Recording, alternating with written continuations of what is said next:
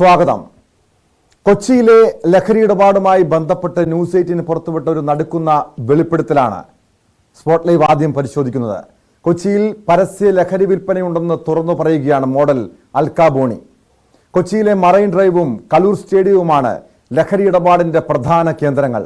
താൻ 3 വർഷമായി ലഹരി ഉപയോഗിച്ചിരുന്നു.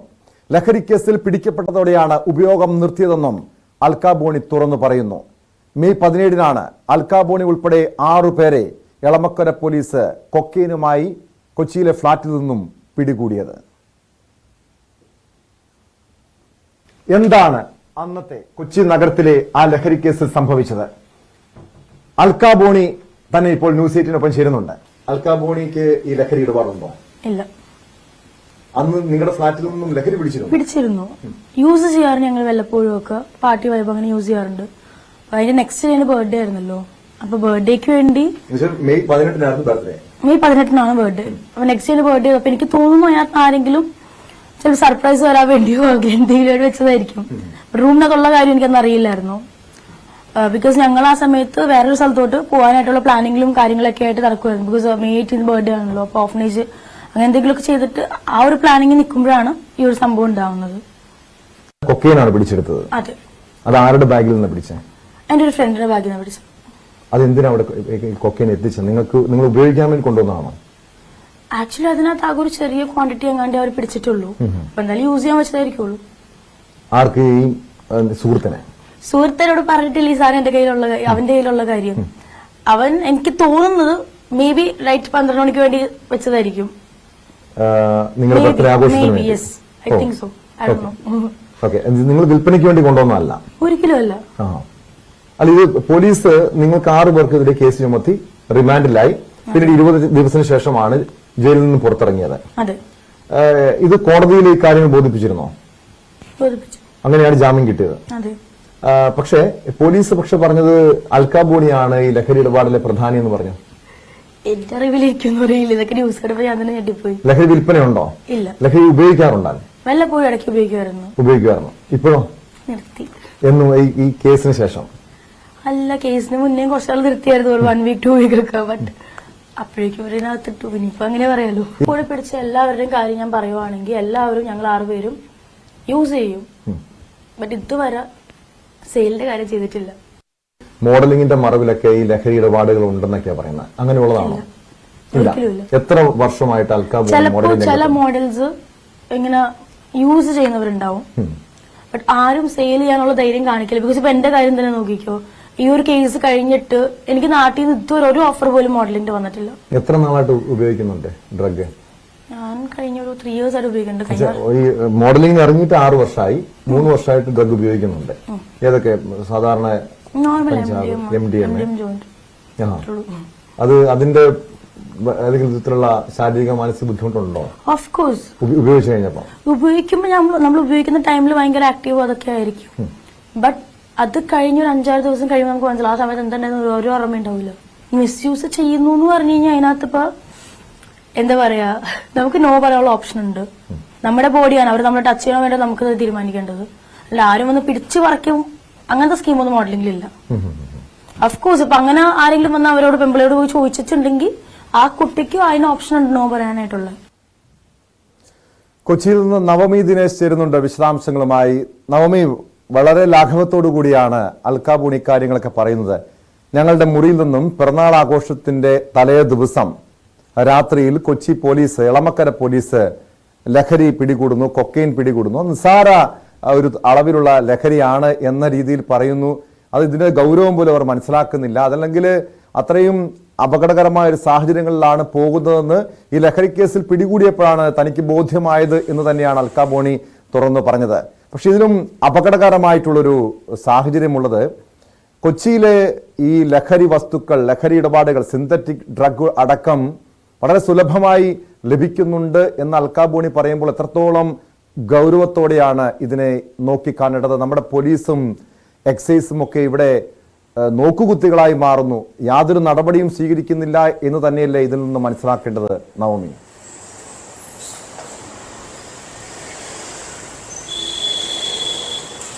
ടോം സൂചിപ്പിച്ചത് തന്നെയാണ്. ഈ കുട്ടി പറയുന്നത് കേൾക്കുമ്പോൾ ശരിക്കും അത്ഭുതം തോന്നുന്നതാണ്. കാരണം പിറന്നാൾ ആഘോഷത്തിന് വേണ്ടി റൂമിൽ സുഹൃത്തുക്കളും ഒപ്പം കൂടുന്നു. അതിനുശേഷം സുഹൃത്ത് പിറന്നാൾ ആഘോഷത്തിന് വേണ്ടി ഉപയോഗിക്കാൻ കരുതി വെച്ചതാകും എന്നുള്ളതൊക്കെ എന്ത് ലാഘവത്തോടെയാണ് ഈ കുട്ടി പറയുന്നത്. ശരിക്കും എനിക്കിത് കേട്ടപ്പോൾ വളരെ അത്ഭുതമാണ് തോന്നിയത്. നമ്മുടെ ഈ ഒരു പുതിയ ന്യൂ ജനറേഷൻ ഒക്കെ ഏത് ലെവൽ, ഈ ഒരു ബർത്ത്ഡേ ആഘോഷമൊക്കെ ലഹരിയൊക്കെ ഉപയോഗിച്ചുള്ള ഒരു ആഘോഷം, അല്ലെങ്കിൽ അതിൻ്റെ അത് എത്രത്തോളം അവരിൽ ബാധിക്കുന്നുണ്ട്, അല്ലെങ്കിൽ നമ്മുടെ പൊതുസമൂഹത്തിന് അത് എത്രമാത്രം ദോഷകരമാണെന്നുള്ളതൊന്നും ഈ കുട്ടികൾ ആരും ഓർക്കുന്നില്ല എന്നുള്ളതാണ് ഏറ്റവും വിഷമിപ്പിക്കുന്ന കാര്യം.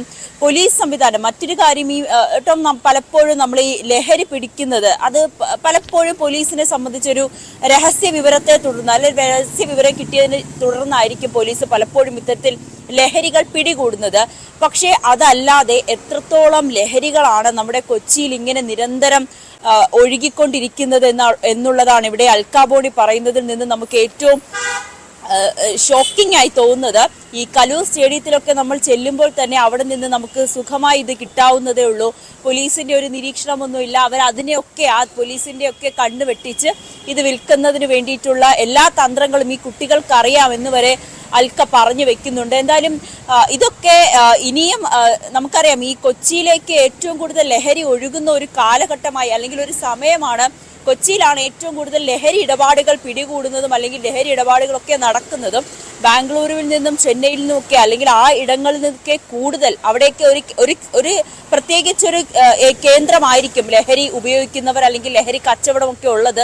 പക്ഷെ കൊച്ചിയിൽ ഇവിടെ എല്ലായിടത്തും സുലഭമായി ലഹരി കിട്ടാൻ ഉള്ള വഴികൾ അതുതന്നെയാണ്. കാരണം അൽക്കാബോണി എന്ന മോഡലിംഗ് രംഗത്ത് മുംബൈയിലെയും ബംഗളൂരുവിലെയും കൊച്ചിയിലെയും അടക്കമുള്ള മോഡലിംഗ് കമ്പനികളുമായി പ്രവർത്തിക്കുന്ന ഈ രാജ്യത്തെ വിവിധ സ്ഥലങ്ങളിൽ മോഡലിംഗുമായി ബന്ധപ്പെട്ട് പ്രവർത്തിക്കുന്നൊരു യുവതി കൂടിയാണ്. അൽക്ക പറയുന്നത് ഈ ബംഗളൂരുവിനേക്കാളും മുംബൈയെക്കാളും നമ്മളൊക്കെ കരുതിയിരുന്നത് ബംഗളൂരുവാണ് ഈ ലഹരിയുടെ ഒരു കേന്ദ്രമെന്നാണ്. പക്ഷെ അതിലും കൂടുതൽ ലഹരി ലഭിക്കുന്നത് കൊച്ചിയിലാണ് ഇത് ഏറ്റവും അപകടകരമായിട്ടുള്ള സാഹചര്യമെന്ന് അൽക്കാബോണി തന്നെ സാക്ഷ്യപ്പെടുത്തുന്നുണ്ട്. ഇത് വലിയൊരു, നമുക്കറിയാം, ഈ ഒരു ഏതാനും ആഴ്ചകൾക്ക് മുൻപ് വിദേശ പൗരന്മാർ കൊച്ചിയിലേക്ക് കൊക്കൈൻ എത്തിക്കുന്നു. മെക്സിക്കൻ ലഹരി സംഘങ്ങൾ പോലും ഇവിടെ കൊച്ചി ഒരു വലിയ മാർക്കറ്റായി കാണുന്നു എന്നുള്ളത് ചില സൂചനകൾ ലഭ്യമായതാണ്. പക്ഷെ അൽക്കാബോണി തുറന്നു പറയുമ്പോൾ എത്രത്തോളം അപകടകരമായ സാഹചര്യത്തിലേക്കാണ് നമ്മുടെ നാട് പോകുന്നതെന്ന് ഏറെ ഗൗരവത്തോടെ തന്നെ നോക്കിക്കാണേണ്ടതല്ലേ?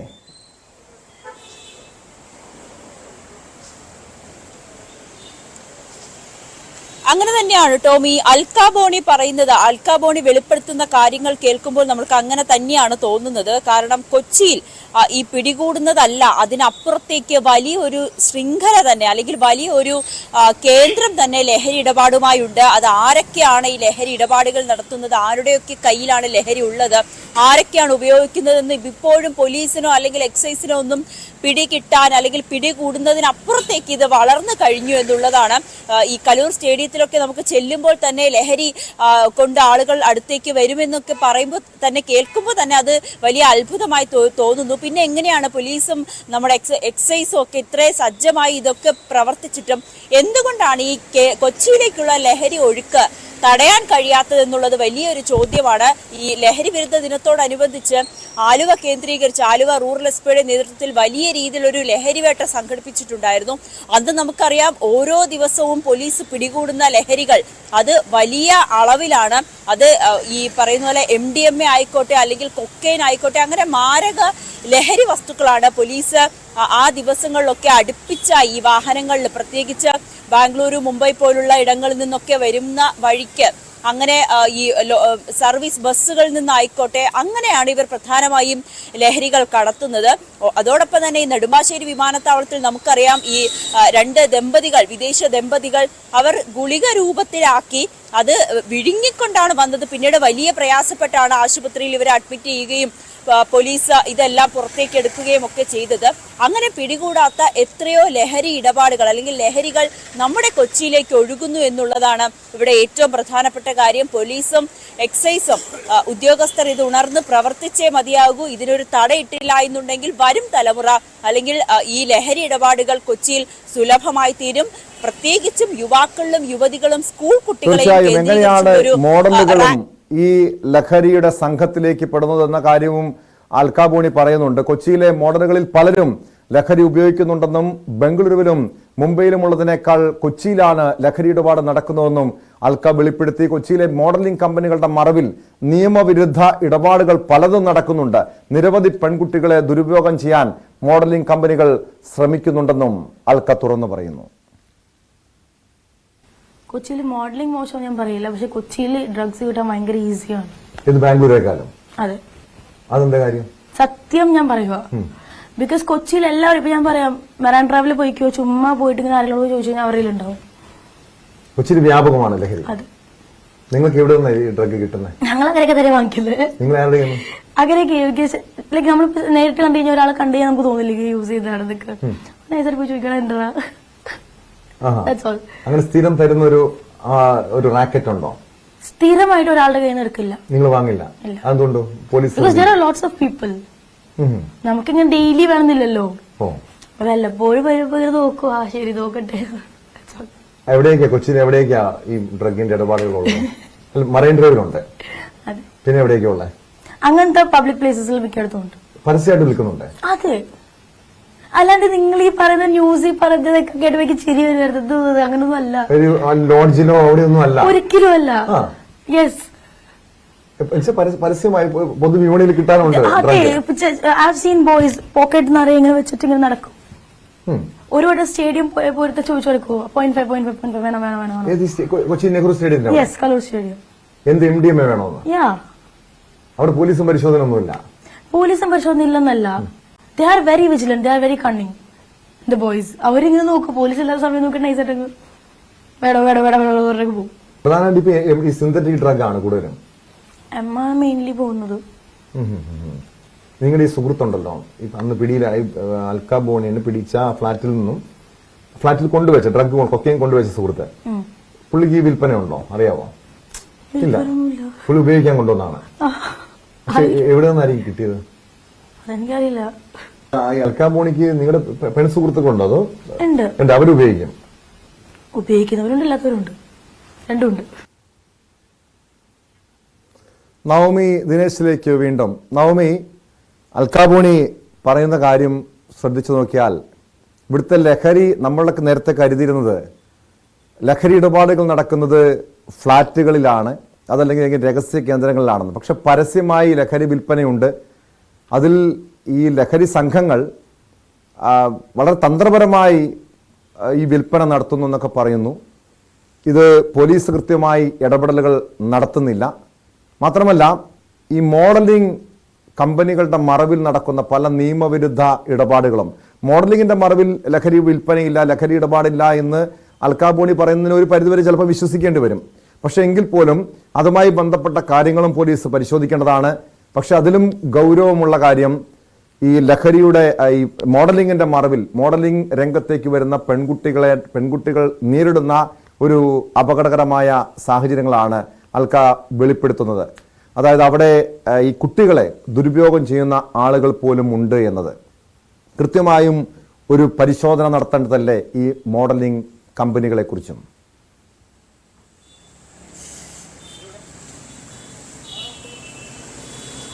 ഇതിൽ ഏറ്റവും പ്രധാനപ്പെട്ട കാര്യം അൽക്ക ആദ്യം പറഞ്ഞത്, ഈ നമ്മുടെ കലൂർ സ്റ്റേഡിയം ആയിക്കോട്ടെ അല്ലെങ്കിൽ മറൈൻ ഡ്രൈവ് ആയിക്കോട്ടെ, ഇവിടെ നമുക്കറിയാം എത്രത്തോളം ആളുകൾ വരുന്ന, ഒരു ദിവസം എത്രത്തോളം ആളുകൾ വരുന്ന ഒരു പൊതു ഇടമാണ്. വളരെ തിരക്കേറിയ രണ്ടിടങ്ങളാണ്. ഇവിടെയൊക്കെ അത്രമാത്രം സുലഭമായി തന്നെ ലഹരികൾ കിട്ടുന്നുണ്ട്. പക്ഷെ പോലീസിന് ഇത് പിടികൂടാൻ കഴിയുന്നില്ല, അല്ലെങ്കിൽ ഇത് തടയാൻ കഴിയുന്നില്ല. ഇത് ഭരണകൂടത്തിന്റെ ഒരു വലിയ പരാജയമായി തന്നെയാണ് ഇവിടെ ചൂണ്ടിക്കാട്ടാൻ കഴിയുന്നത്. ഇപ്പോൾ അൽക്ക തന്നെ പറയുന്നത് പറയുന്നുണ്ട്. ഈ കേസുമായി ബന്ധപ്പെട്ട് തന്നെ അറസ്റ്റ് ചെയ്യുന്നു, പിന്നീട് താൻ അത് ജാമ്യത്തിൽ ഇറങ്ങുന്നു. ഇതുപോലെ തന്നെയാണ് വീണ്ടും പക്ഷെ ഇവർ ലഹരി ഉപയോഗിക്കും, അല്ലെങ്കിൽ ഇത്തരത്തിൽ ഇടപാടുകൾ നടത്തും. ഇത് ഇവരിലെ ഒരിക്കലും ഇവർക്കൊരു ബോധവൽക്കരണം വരികയോ അല്ലെങ്കിൽ ഇതിന്റെ ഒരു ദൂഷ്യഫലം എന്താണെന്ന് അവർക്ക് ചിലപ്പോൾ മനസ്സിലാകണമെന്നില്ല.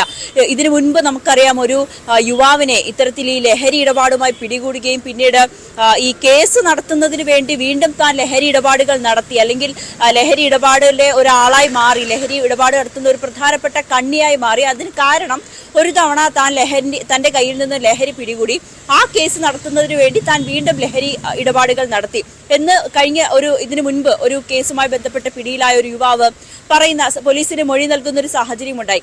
അതുപോലെ തന്നെയാണ് ഇത്തരത്തിൽ ലഹരി ഉപയോഗിച്ച് പിടികൂടുന്നുണ്ട്, പക്ഷെ വീണ്ടും അവർ ഉപയോഗിക്കുക തന്നെ ചെയ്യും, അല്ലെങ്കിൽ ഇത്തരത്തിൽ ഇടപാടുകൾ നടത്തുക തന്നെ ചെയ്യും.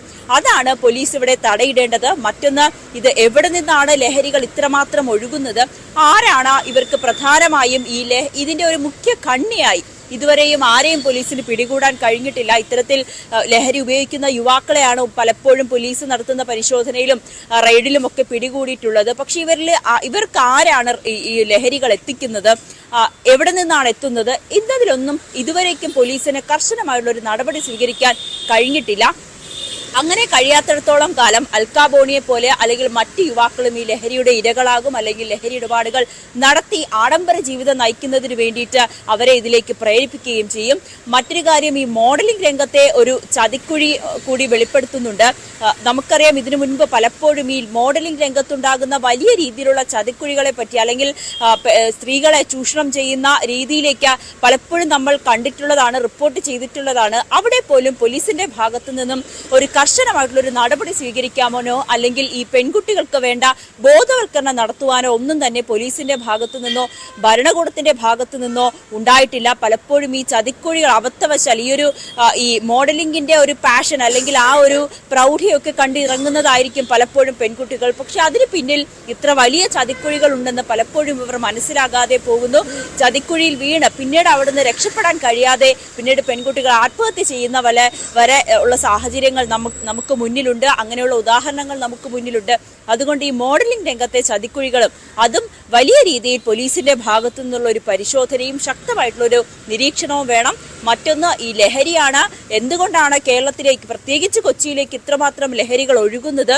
ഒരു ആഡംബര ജീവിതം, അല്ലെങ്കിൽ ഇത് ഉപയോഗിച്ചതിന് ശേഷം അവർക്ക് ലഭിക്കുന്ന ഒരു സുഖം, അത് കഴിഞ്ഞതിന് ശേഷം അവർക്ക് ഏത് രീതിയിലാണ് അവിടെ ആരോഗ്യമായും അല്ലെങ്കിൽ മാനസികമായും അവരെ എത്രമാത്രം അത് പ്രശ്നമുണ്ടാക്കും, ഭാവിയിൽ അവർക്ക് അത് എത്രത്തോളം ദോഷകരമാണ് എന്ന് പലപ്പോഴും അറിയുന്നില്ല. അതുകൊണ്ട് തന്നെയാണ് ഇത്തരത്തിലുള്ള പ്രവർത്തികളിലേക്ക് യുവാക്കളും യുവതികളും വീണ്ടും വീണ്ടും എത്തിപ്പെടുന്നത്. ടോം.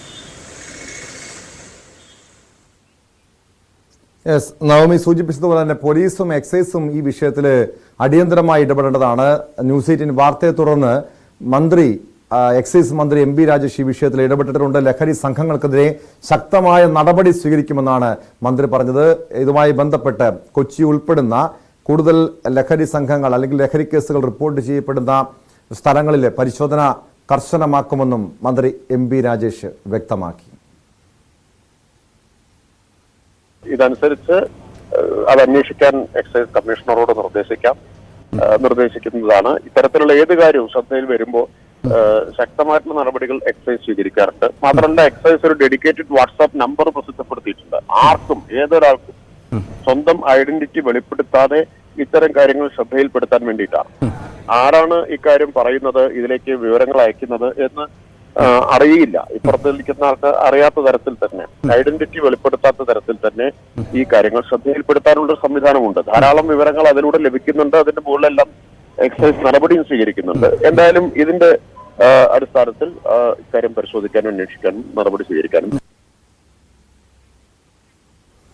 നവമി, മന്ത്രി ഇപ്പോൾ കർശനമായ നടപടി സ്വീകരിക്കുമെന്ന് പറയുമ്പോഴും അദ്ദേഹത്തിന്റെ അവകാശവാദം ഇതാണ്, അതായത് ലഹരി കേസുകൾ പിടികൂടുന്നത് എണ്ണം വർദ്ധിപ്പിച്ചിട്ടുണ്ട്, ശക്തമായ നടപടിയൊക്കെ എക്സൈസ് സ്വീകരിക്കുന്നുണ്ടെന്ന്. പക്ഷേ ഒരു കാര്യം നമുക്ക് ഉറപ്പിച്ചു പറയാൻ കഴിയും, ഈ ലഹരി കേസുകൾ പിടിക്കപ്പെടുന്നത് എണ്ണം കൂടിയിട്ടുണ്ട്, പക്ഷേ അതിൻ്റെ 10 മടങ്ങാണ് കേരളത്തിലേക്ക് ലഹരി വസ്തുക്കൾ എത്തിക്കുന്നത്.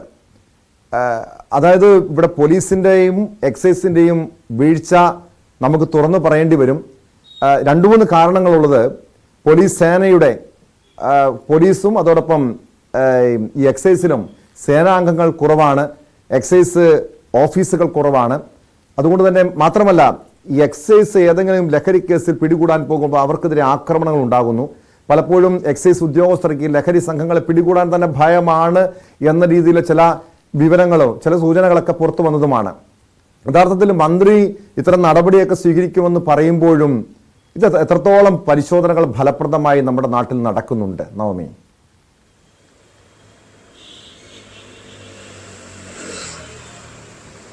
മന്ത്രി ഇപ്പോൾ സൂചിപ്പിച്ചത് ഈ ലഹരിക്കെതിരെ നിയമ നടപടി, നിയമം കർശനമാക്കും, നടപടികൾ കടുപ്പിക്കും, പരിശോധനകൾ വർദ്ധിപ്പിക്കും, കൂടുതൽ കേസുകൾ പിടികൂടിയിട്ടുണ്ട് എന്നൊക്കെ പറയുമ്പോൾ പോലും എന്തുകൊണ്ടാണ് വീണ്ടും വീണ്ടും അല്ലെങ്കിൽ ഈ പറയുന്ന പോലെ കേസ് രജിസ്റ്റർ ചെയ്യുന്നു, അല്ലെങ്കിൽ ആളുകളെ കസ്റ്റഡിയിലെടുക്കുന്നു, അറസ്റ്റ് ചെയ്യുന്നു, പക്ഷെ പിന്നീട് ഇവർ ഈ വഴിയിലേക്ക് തന്നെ പോകുന്നു? അല്ലാതെ ഇവർ നന്നാവുകയോ അല്ലെങ്കിൽ ഇതിൽ നിന്നൊക്കെ മുക്തമാവുകയോ ഒന്നും ചെയ്യുന്നില്ല. വീണ്ടും ഇവർ ഉപയോഗിക്കുന്നു, അല്ലെങ്കിൽ ഇവർ ലഹരി ഇടപാടുകൾ നടത്തുന്നുണ്ട്. ഇതിന്റെ പ്രധാനമായും ഇവരെ ഇതിലേക്ക് ആകർഷിക്കുന്നത് ഒന്നാമത് അത് ഉപയോഗിക്കുമ്പോൾ അവർക്ക് ലഭിക്കുന്ന ഒരു സന്തോഷമായിരിക്കും. രണ്ടാമത് ഇത് വിറ്റ് കഴിഞ്ഞാൽ ലഭിക്കുന്ന തുക അത് വലിയ തുകയാണ്. അത് ഒരു ആഡംബര ജീവിതം നയിക്കാൻ, പ്രത്യേകിച്ച് യുവാക്കൾക്കും യുവതികൾക്കൊക്കെ വീട്ടിൽ നിന്നൊന്നും പൈസ കൊടുക്കാത്ത ഒരു സാഹചര്യമൊക്കെ ആണെങ്കിൽ അവർക്ക് ഇത്തരത്തിലുള്ള ആഡംബര ജീവിതം നയിക്കുന്നതിന് വേണ്ടിയിട്ടാണ് പ്രധാനമായും യുവാക്കൾ ആ ഒരു ലക്ഷ്യത്തോടു കൂടി തന്നെയാണ് ഈ വിൽപ്പനയിലേക്ക് കടക്കുന്നത്. പക്ഷെ ഇത് വലിയ ദോഷം ചെയ്യും. ഈ കേരളത്തിലേക്ക്, പ്രത്യേകിച്ച് കൊച്ചിയിലേക്ക് ലഹരി ഒഴുകുന്നത് അത് തടയാൻ പോലീസിനോ എക്സൈസിനോ ഇന്ന് വരെയും കഴിഞ്ഞിട്ടില്ല എന്നുള്ളതാണ്. നമുക്കറിയാം, ഞാൻ നേരത്തെ സൂചിപ്പിച്ചതുപോലെ തന്നെ പലപ്പോഴും പിടികൂടുന്നത് ഒരു കണ്ണിയെ ആയിരിക്കും, അല്ലെങ്കിൽ ഇതിലെ ഒരു അംഗത്തെ ആയിരിക്കും. മുഖ്യ കണ്ണികളെ അല്ലെങ്കിൽ ഇതിന്റെ സൂത്രധാരന്മാരെ ആരാണ് കേരളത്തിലേക്ക്, പ്രത്യേകിച്ച് കൊച്ചിയിലേക്ക് ഈ ലഹരികൾ എത്തിക്കുന്നത്, എവിടെ നിന്നാണ് എത്തിക്കുന്നത്, ഇതിനെ എങ്ങനെ തടയിടാം എന്നതിന് പലപ്പോഴും പോലീസിന് കഴിയാറില്ല. ടോം സൂചിപ്പിച്ചതുപോലെ ഈ പലപ്പോഴും അവർക്കൊരു ഭീഷണി ഉണ്ടാകാം. ഈ പ്രധാനപ്പെട്ട ആളുകളിലേക്കൊക്കെ എത്തുമ്പോൾ പോലീസിന് അല്ലെങ്കിൽ എക്സൈസിനൊക്കെ വലിയ രീതിയിൽ ജീവന് തന്നെ ഭീഷണി ഉണ്ടാകുന്ന സാഹചര്യം ഉണ്ടാകാം. അല്ല എന്നുണ്ടെങ്കിൽ ഇവർ രക്ഷപ്പെടുന്ന സാഹചര്യം എങ്ങോട്ടേക്കാണ്, അല്ലെങ്കിൽ വിദേശ രാജ്യങ്ങളിലേക്കൊക്കെ അന്വേഷണം വ്യാപിപ്പിക്കാനൊക്കെ പലപ്പോഴും പോലീസിന് കഴിയാത്തൊരു സാഹചര്യമാണ്. അതുകൊണ്ട് തന്നെയാണ് ഈ ലഹരി ഇവിടേക്ക് കൂടുന്നതും ഉപയോഗിക്കുന്നവരുടെ എണ്ണവും വിൽപ്പന നടത്തുന്നവരുടെ എണ്ണവും ഒക്കെ കൂടി വരുന്ന സാഹചര്യം. അതും കൂടിക്കൊണ്ടാണ് എന്തായാലും നിയമം കർശനമാക്കാതെ ഇതിലൊരു പരിഹാരം ഉണ്ടാകുമെന്ന് നമുക്ക് പറയാൻ കഴിയില്ല. പ്രത്യേകിച്ച് നൈജീരിയ പോലുള്ള രാജ്യങ്ങളിൽ നിന്നാണ് ഏറ്റവും കൂടുതൽ, അവിടെ ഇതൊക്കെ ലീഗലാണ്, അവിടെ നിന്നാണ് കൊച്ചിയിലേക്കും കേരളത്തിലേക്കും പ്രധാനമായും ലഹരികൾ എത്തുന്നത്. അത് ഇവിടെ അത് ഉപയോഗിക്കുന്നതിൻ്റെ ഒരു സാധ്യത, അത് എത്രമാത്രം ഇവിടെ അവർക്കത് കച്ചവടം നടത്താൻ കഴിയും, വലിയ രീതിയിൽ അവർക്ക് പണം സമ്പാദിക്കാൻ കഴിയുമെന്നുള്ളൊരു ഉറപ്പുള്ളത് കൊണ്ടാണ് പലപ്പോഴും നൈജീരിയ പോലുള്ള രാജ്യങ്ങളിൽ നിന്നും കേരളത്തിലേക്ക് ഇത്രയധികം ലഹരികൾ എത്തുന്നത്. ഇതിന് തടയിടാതെ ഈ ഒരു ലഹരിയുടെ ഒഴുക്ക് കേരളത്തിൽ കുറയില്ല. നിയമം കർശനമാക്കണം, അല്ലെങ്കിൽ പിടികൂടിയാൽ കടുത്ത ശിക്ഷ തന്നെ നൽകണം. അത് തന്നെയാണ് അൽക്കാബോണിയെ പോലെ നിരവധി ചെറുപ്പക്കാർ ഈ ലഹരിയുടെ പിടിയിലുണ്ട്. പക്ഷെ അതിനേക്കാളും കൂടുതൽ ഇതിന്റെ വേദന അനുഭവിക്കുന്നത്, ഇതിന്റെ ബുദ്ധിമുട്ടുകൾ അനുഭവിക്കുന്നത് മാതാപിതാക്കളാണ്. അൽക്കാബോണിയുടെ വ്യക്തിജീവിതം പരിശോധിച്ചാൽ പോലും മനസ്സിലാക്കാൻ കഴിയും. തൻ്റെ താല്പര്യപ്രകാരമാണ് +2 പഠിക്കുന്ന കാലയളവിൽ മോഡലിംഗ് രംഗത്തേക്ക് മാറുന്നത്. ഒരു അധ്യാപികയുടെ മകളാണ്, ഏക മകളാണ്. അവർ ഈ അൽക്കാബോണി ലഹരി കേസിൽ പിടികൂടിയപ്പോൾ അൽക്കാബോണി തന്നെ പറയുന്നു, അച്ഛനും അമ്മയും ഏറെ വിഷമിച്ചു, ഏറെ വേദനിച്ചു. താനിപ്പോൾ അമ്മയുടെ അടുത്തേക്ക് പോവുകയാണ്, ഇനി ഒരിക്കലും ലഹരി ഉപയോഗിക്കില്ല എന്ന് അമ്മയ്ക്ക് ഉറപ്പ് കൊടുത്ത ശേഷമാണ് അവർ തിരികെ വീട്ടിലേക്ക് കയറ്റിയത്. അങ്ങനെ ഒരു പരിധിവരെയും നമ്മൾ ഇത്തരം കേസുകളൊക്കെ പരിശോധിച്ച് നോക്കിയാൽ പലപ്പോഴും ഈ യുവാക്കൾ, പ്രത്യേകിച്ച് ഈ കൗമാരപ്രായത്തിലാണ് ഈ ലഹരിയിലേക്കും മറ്റ് ക്രിമിനൽ കേസുകളിലേക്കൊക്കെ ഉൾപ്പെടുന്നത്. പിന്നീട് തിരിച്ചു വരിക എന്ന് പറയുമ്പോൾ അതിൻ്റെ ബുദ്ധിമുട്ടുകളുണ്ട്. ഈ കെണിയിൽ നിന്നും മോചിതരാകുക എന്ന് പറയുന്നത് അത്ര എളുപ്പമുള്ള കാര്യമല്ല. അൽക്കാബോണിയുടെ മാതാപിതാക്കളെ പോലെ ദുഃഖം അനുഭവിക്കുന്ന, വേദന അനുഭവിക്കുന്ന നിരവധി മാതാപിതാക്കൾ നമ്മുടെ നാട്ടിലില്ലേ?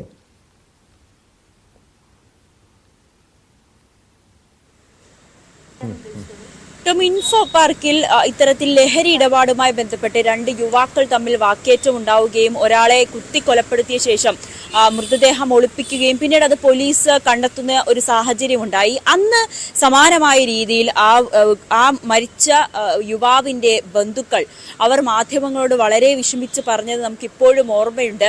അവർ പറഞ്ഞത് ഈ പൈസയ്ക്ക് വേണ്ടിയിട്ട് അല്ലെങ്കിൽ എല്ലാ മാസം അവിടെ പഠിക്കുന്നതിന് വേണ്ടിയിട്ടാണ് ആ യുവാവ് കാക്കനാട് വരികയും പിന്നീട് സുഹൃത്തിനൊപ്പം ഫ്ളാറ്റിൽ താമസിക്കുകയും ചെയ്തത്. വീട്ടിൽ നിന്നും ചോദിക്കുമ്പോൾ ആവശ്യത്തിന് പണം കൊടുക്കും, പക്ഷേ അത് പോരാതെ വീണ്ടും പണത്തിന് വേണ്ടിയിട്ടാണ് ഈ ലഹരി ഇടപാടുകൾ നടത്തിയത്. ആ ലഹരി ഇടപാടുമായി ഉണ്ടായ തർക്കമാണ് പിന്നീട് സുഹൃത്തുമായിട്ടുണ്ടാവുകയും പിന്നീട് സുഹൃത്ത് യുവാവിനെ കുത്തിക്കൊലപ്പെടുത്തുന്നതുമൊക്കെ സാഹചര്യം ഉണ്ടായത്. ആ മാതാപിതാക്കൾ പറയുന്നൊരു കാര്യം, തൻ്റെ മകൻ ഇങ്ങനെ ലഹരി ഉപയോഗിക്കുമെന്ന് തങ്ങൾ അറിഞ്ഞിരുന്നില്ല. അവന് ഞങ്ങൾ ഒരു കുറവും വരുത്താതെയാണ് നോക്കിയത്. അവൻ ചോദിക്കുമ്പോൾ ആവശ്യത്തിന് പണം ഞങ്ങൾ കൊടുക്കാറുണ്ടായിരുന്നു. പിന്നെ എന്തിനാണ് ഈ മകൻ ഇങ്ങനെ ചെയ്തതെന്നൊക്കെ വളരെ ദുഃഖത്തോടെ ആ മാതാപിതാക്കൾ ചോദിക്കുന്നുണ്ടായിരുന്നു. എല്ലാ മാതാപിതാക്കളുടെയും അവസ്ഥ ഇത് തന്നെയാണ്. സ്വന്തം മക്കൾ, ഒന്നാമത് അവർ അറിയുന്നില്ല മക്കൾ ഇങ്ങനെ ലഹരി ഉണ്ടെന്ന് അവർക്ക് അറിയുന്നില്ല, അല്ലെങ്കിൽ പണത്തിന് വേണ്ടി അവർ ഇത്തരത്തിൽ ലഹരി ഇടപാടുകൾ നടത്തുന്നു. അൽക്കാബോണിയുടെ മാതാപിതാക്കൾ എത്രമാത്രം വിഷമിച്ചു എന്ന് പിന്നീട് അൽക്കാബോണി അതിലൊരു വിഷമിച്ച് അത് മാധ്യമങ്ങൾക്ക് മുൻപിൽ പറയുകയും ചെയ്തു. അതുപോലെ എത്രയോ മാതാപിതാക്കൾക്ക് ഉള്ള വിഷമമാണ് തൻ്റെ മക്കൾ ഇത്തരത്തിൽ ലഹരി ഇടപാടുകളിൽ പിടികൂടുന്നു, അല്ലെങ്കിൽ ലഹരി ഉപയോഗിക്കുന്നു, അല്ലെങ്കിൽ ലഹരി ഇടപാടുകൾ നടത്തി പിന്നീട് അതിൽ കേസിലേക്ക് പോകുന്നു, ജയിലിലൊക്കെ ആകുന്നു എന്ന് കേൾക്കുമ്പോൾ മാതാപിതാക്കളെ സംബന്ധിച്ച് അത് വളരെ വിഷമിപ്പിക്കുന്ന കാര്യം തന്നെയാണ്. നമ്മുടെ പൊതുസമൂഹവും ഒപ്പം മാതാപിതാക്കളും കർശനമായി തന്നെ ഇതിന്റെ ഒരു ഇതിന്റെ ഒരു ദോഷത്തെ പറ്റി കുട്ടികൾക്ക് പറഞ്ഞ് മനസ്സിലാക്കേണ്ട ഒരു സാഹചര്യമുണ്ട്. ഈ കുടുംബത്തിൽ നിന്ന് തന്നെ അവർക്ക് എല്ലാവിധത്തിലുള്ള ഒരു പിന്തുണയും നൽകണം. ഇത്തരത്തിൽ ഒരു പ്രശ്നത്തിലേക്ക് വന്നാൽ അത് കുടുംബത്തോട് തുറന്നു പറയുവാനും അല്ലെങ്കിൽ ഇത്തരത്തിൽ ഉപയോഗിക്കാതിരിക്കാൻ മാതാപിതാക്കൾ കർശനമായും കുട്ടികൾക്ക് വേണ്ട എല്ലാവിധത്തിലുള്ള ബോധവൽക്കരണവും നടത്തണം. ഒപ്പം പൊതുസമൂഹത്തിനും നമ്മുടെ വ്യക്തമാണ്, കൃത്യമായ കാര്യങ്ങളാണ് നവമി ദിനേശ് പറഞ്ഞത്. ഇതുപോലെ ലഹരിയിൽ നിന്നും മുക്തരായി തിരികെ എത്തണമെന്ന് ഒരുപക്ഷെ ചില യുവാക്കൾ ആഗ്രഹിക്കുന്നുണ്ടാകും, കുട്ടികൾ ആഗ്രഹിക്കുന്നുണ്ടാകും. പക്ഷെ അവരുടെ ഈ പൊതുസമൂഹം അതല്ലെങ്കിൽ ചില കുടുംബം അവരെ ഒറ്റപ്പെടുത്തുന്നു, മാറ്റി നിർത്തുന്നു. ഈ സാഹചര്യങ്ങളിൽ നിന്നും മാറിയാൽ അവർക്ക് തിരിച്ചു വരാനുള്ള ഒരു സാഹചര്യം നമ്മുടെ സമൂഹവും കുടുംബവും ഒരുക്കുകയാണ് ചെയ്യേണ്ടത്. അൽക്കാബോണി പറയുന്നത് താൻ ഇനി ഒരിക്കലും ലഹരി ഉപയോഗിക്കുകയില്ല എന്ന്. മാത്രമല്ല ലഹരിയുടെ ദൂഷ്യഫലങ്ങളെക്കുറിച്ച് കൂടി അവർ തുറന്നു പറയുന്നുണ്ട്. ഇത് എല്ലാ യുവാക്കൾക്കും ഈ ഒരു കേസ്, അൽക്കാബോണിയുടെ കേസ് ഒരു പാഠമാകേണ്ടതാണ്. സ്പോട്ട് ലൈവിലേക്ക് മടങ്ങിയെത്താം ഇടവേളയ്ക്ക് ശേഷം.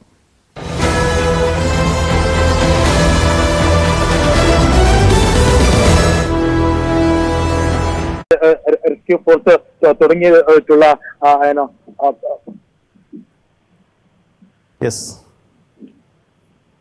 NDRF ടീമും കൂടി അവിടെ എത്തിയിട്ടുണ്ടല്ലേ? അങ്ങനെയെങ്കിൽ കൂടുതൽ കേന്ദ്ര സേനകളുടെ ഈ ഡിഫൻസ് ഫോഴ്സിന്റെ ഒക്കെ ഒരു സഹായം കൂടി അവിടെ വരുന്നു അല്ലേ?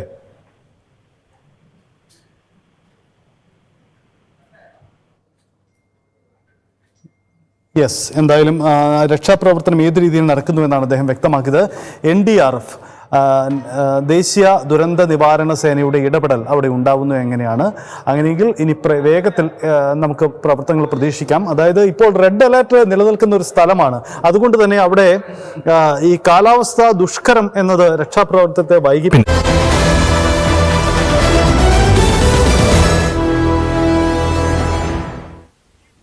സ്പോട്ട് ലൈവ് തുടരുന്നു. ഇന്റർനെറ്റ് ഉപയോഗം വ്യാപകമായതോടെ സൈബർ തട്ടിപ്പുകളും വർദ്ധിക്കുകയാണ്. തിരുവനന്തപുരം ജില്ലയിൽ കഴിഞ്ഞ 6 മാസത്തിനുള്ളിൽ നടന്നത് 35 കോടി രൂപയുടെ ഓൺലൈൻ തട്ടിപ്പുകൾ.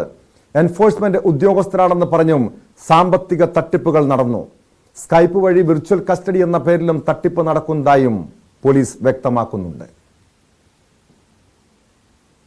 കഴിഞ്ഞ ഈ 6 മാസത്തിനുള്ളിൽ തന്നെ ഏകദേശം 35 കോടി രൂപയുടെ സൈബർ തട്ടിപ്പുകൾ തിരുവനന്തപുരം സിറ്റിയിൽ മാത്രം പല രീതികളിലായിട്ട് ആൾക്കാർക്ക് നഷ്ടമായിട്ടുണ്ട് എന്നുള്ളതാണ് നമ്മൾ കാണുന്നത്. ഏറ്റവും കൂടുതൽ കണ്ടുവരുന്ന ഒരു പ്രധാനപ്പെട്ട തട്ടിപ്പ് എന്ന് പറയുന്നത് ഇൻവെസ്റ്റ്മെന്റ് ആൻഡ് ഫ്രോഡ് കേസസുമായി ബന്ധപ്പെട്ടിട്ടുള്ളതാണ്. ഏതെങ്കിലും ഒരു രീതിയിലേക്ക് ഷെയർ ഇൻവെസ്റ്റ്മെന്റുമായി ബന്ധപ്പെട്ടിട്ട് ആൾക്കാർ നിങ്ങളിലേക്ക്, അത് പല രീതിയിലേക്ക് നമ്മൾ പല കേസുകളിലും കാണുന്നത്. എന്നാൽ ഇത്തരത്തിലുള്ള ഫേക്ക് ആയിട്ടുള്ള ആൾക്കാരുടെ കൂടെ പല ഫേക്ക് ആപ്ലിക്കേഷൻസിലും അത് ഇൻവെസ്റ്റ് ചെയ്തതൊക്കെ അവരുടെ അക്കൗണ്ടിൽ തന്നെ റിഫ്ലക്ട് ആവുന്നു എന്ന് വിശ്വസിച്ചുകൊണ്ട് ഫർദറായി ഇൻവെസ്റ്റ്മെന്റ് ചെയ്ത് നഷ്ടപ്പെട്ട് പോകുന്ന സാഹചര്യങ്ങളിലാണ് നമ്മൾ കാണുന്നത്. മറ്റൊരു പ്രധാനപ്പെട്ട രീതി ഇന്ന് ഏതെങ്കിലും രീതിയിലേക്ക് നിങ്ങൾക്ക് ജോബ് ഓഫർ ചെയ്തിട്ടുണ്ട് എന്ന രീതിയിൽ ഒരുപക്ഷെ യൂട്യൂബിൽ ലൈക്ക് കൊടുത്തുകൊണ്ട് അല്ലെങ്കിൽ ഗൂഗിൾ റിവ്യൂ നടത്തിക്കൊണ്ട് ഇങ്ങനെ പല വിധങ്ങളായിട്ടുള്ള രീതിയിൽ നിങ്ങൾക്ക് ഏതെങ്കിലും ഒരു ജോബ് ഓപ്പർച്യൂണിറ്റി എന്ന രീതിയിൽ നിങ്ങളെ ആദ്യം എംപ്ലോയ് ചെയ്യിക്കുകയും പിന്നീട് ഷെയർ കുറച്ച് കൂടുതലായിട്ടുള്ള പ്രോഫിറ്റബിൾ ആയിട്ടുള്ള രീതിയാണ് എന്ന് വിശ്വസിപ്പിച്ചുകൊണ്ട് ഈ ഒരു നമ്പർ ഇത് ഓർത്തു വെക്കുക എന്നുള്ളതാണ് ഏറ്റവും പ്രധാനപ്പെട്ട കാര്യം. 1930 ഏതെങ്കിലും രീതിയിലേക്ക് സൈബർ ഫ്രോഡ് അല്ലെങ്കിൽ ഫ്രോഡ് ട്രാൻസാക്ഷൻ ആണ് എന്ന് തോന്നുകയാണെന്നുണ്ടെങ്കിൽ ഈ ഒരു നമ്പർ 1930 ഈ നമ്പറിൽ വിളിക്കുകയും നാഷണൽ സൈബർ ക്രൈം പോർട്ടലിൽ ഒഫൻസ് ഇമ്മീഡിയറ്റ്ലി റിപ്പോർട്ട് ചെയ്യുകയും ചെയ്യുന്ന ഒരു സാഹചര്യം ഉണ്ടാവും. ഡാൻ കുര്യൻ ചേരുന്നു വിശദാംശങ്ങളുമായി. ഡാൻ, സൈബർ തട്ടിപ്പ് ഇപ്പോൾ സംസ്ഥാനത്ത് ഏറ്റവും കൂടുതൽ നടക്കുന്ന ജില്ലകളിൽ ഒന്നായി തിരുവനന്തപുരം മാറുന്നു. തട്ടിപ്പിന്റെ വ്യത്യസ്ത രീതികളെക്കുറിച്ചാണ് തിരുവനന്തപുരം DCP നിതിൻ രാജ് വ്യക്തമാക്കിയത്. ഈ കഴിഞ്ഞ 6 മാസത്തിനിടെ 35 കോടി രൂപയുടെ ഓൺലൈൻ തട്ടിപ്പുകൾ നടന്നു എന്ന് പറയുന്നു. ഏതെങ്കിലും കേസുകളിൽ ഈ പ്രതികളെ പിടികൂടാൻ, ഈ തട്ടിപ്പ് സംഘത്തെ പിടികൂടാൻ പോലീസിന് കഴിഞ്ഞിട്ടുണ്ടോ? പ്രതികളെ പിടികൂടുന്നത് ഒരു വെല്ലുവിളിയായി മാറുന്നത് തന്നെയാണ്. ഇത്തരത്തിൽ വാർത്താ സമ്മേളനം വിളിച്ച് ഇതിന്റെ ഗൗരവം പൊതുജനങ്ങളെ ബോധിപ്പിക്കുന്ന തരത്തിലേക്ക് പോലീസ് നീങ്ങാൻ ഒരു പ്രധാനപ്പെട്ട കാരണമായി മാറിയിരിക്കുന്നതും 163 FIRകളാണ് ഇതുമായി ബന്ധപ്പെട്ട് ഓൺലൈൻ തട്ടിപ്പുകളുമായി ബന്ധപ്പെട്ട് കഴിഞ്ഞ ഏതാനും മാസങ്ങൾക്കിടെ തിരുവനന്തപുരത്ത് മാത്രം രജിസ്റ്റർ ചെയ്തിരിക്കുന്നത് എന്നതാണ് ഏറ്റവും ശ്രദ്ധേയമായിട്ടുള്ള കാര്യം. അതിലാണ് 27 കോടി രൂപയുടെ തട്ടിപ്പും വ്യാജ ഡിജിറ്റൽ ഷെയർ മാർക്കറ്റുമായി ബന്ധപ്പെട്ടാണ്. അതായത് വലിയ ലാഭം വാഗ്ദാനം ചെയ്തുകൊണ്ട് ബാങ്കിൽ ഉയർന്ന തുക നിക്ഷേപം നടത്തിയിരിക്കുന്നവരെ കൃത്യമായി ലക്ഷ്യം വെച്ചുകൊണ്ട് തന്നെയാണ് ഇങ്ങനൊരു തട്ടിപ്പ് നടന്നിരിക്കുന്നതെന്നും ഡെപ്യൂട്ടി കമ്മീഷണറുടെ വാർത്താ സമ്മേളനത്തിൽ അദ്ദേഹം വ്യക്തമാക്കിയുണ്ടായി. അതോടൊപ്പം എടുത്തു പറയുന്ന കാര്യം, ഉന്നത വിദ്യാഭ്യാസമുള്ളവരും വലിയ ഉന്നത ഉദ്യോഗസ്ഥരുമൊക്കെയാണ് ഇത്തരത്തിൽ തട്ടിപ്പിനിരയായിരിക്കുന്നതിലേറെയും. അതുകൊണ്ട് പൊതുസമൂഹത്തിന് മുമ്പിൽ അവമതിപ്പുണ്ടാക്കുന്ന തരത്തിലേക്ക് നാണക്കേടായി മാറുമെന്ന ഒരു ബോധ്യത്തിൽ പരസ്യമായ പ്രതികരണങ്ങളുമായി ആരും ഇങ്ങനെ രംഗത്ത് വരാത്തതാണ് എന്നും പോലീസ് വ്യക്തമാക്കുന്നുണ്ട്. എന്തായാലും 6 മാസത്തിനിടയിൽ 35 കോടി രൂപയുടെ തട്ടിപ്പ് തിരുവനന്തപുരത്ത് മാത്രം നടന്നുവെന്ന് പറയുമ്പോൾ അത് ലഭിച്ചിരിക്കുന്ന പരാതികളിൽ നടത്തിയ അന്വേഷണത്തിൽ ലഭ്യമായിരിക്കുന്ന സൂചനകളാണ് ഇപ്പോൾ പുറത്തു വന്നിരിക്കുന്നത്. അതിനപ്പുറത്തേക്ക് പരാതി നൽകാൻ തയ്യാറാകാതെ തട്ടിപ്പിനിരയായി അക്കൗണ്ടിൽ നിക്ഷേപിച്ചിരുന്ന ലക്ഷക്കണക്കിന് രൂപ നഷ്ടമായവരുടെ എണ്ണം ഇനിയും ഏറെയുണ്ട് എന്നതാണ് പോലീസ് നൽകുന്ന വിവരങ്ങളിൽ നിന്ന് നമുക്ക് ലഭ്യമാകുന്ന സൂചന. അതോടൊപ്പം ഈ ഷെയർ മാർക്കറ്റിൽ ഉയർന്ന ലാഭം വാഗ്ദാനം ചെയ്തു വരുന്ന ഫോൺ സന്ദേശങ്ങളെ കുറിച്ചും വ്യാജ കസ്റ്റമർ സർവീസുകൾ, ലോൺ ആപ്പുകൾ, വ്യാജ ലോട്ടറി സമ്മാനം അടിച്ചിട്ടുള്ള അറിയിപ്പുകൾ തുടങ്ങിയവയെ കുറിച്ചും ജാഗ്രത പാലിക്കണമെന്നൊരു നിർദ്ദേശം കൂടി സിറ്റി പോലീസ് പൊതുജനങ്ങൾക്കായി നൽകിയിട്ടുണ്ട്. ഏറ്റവും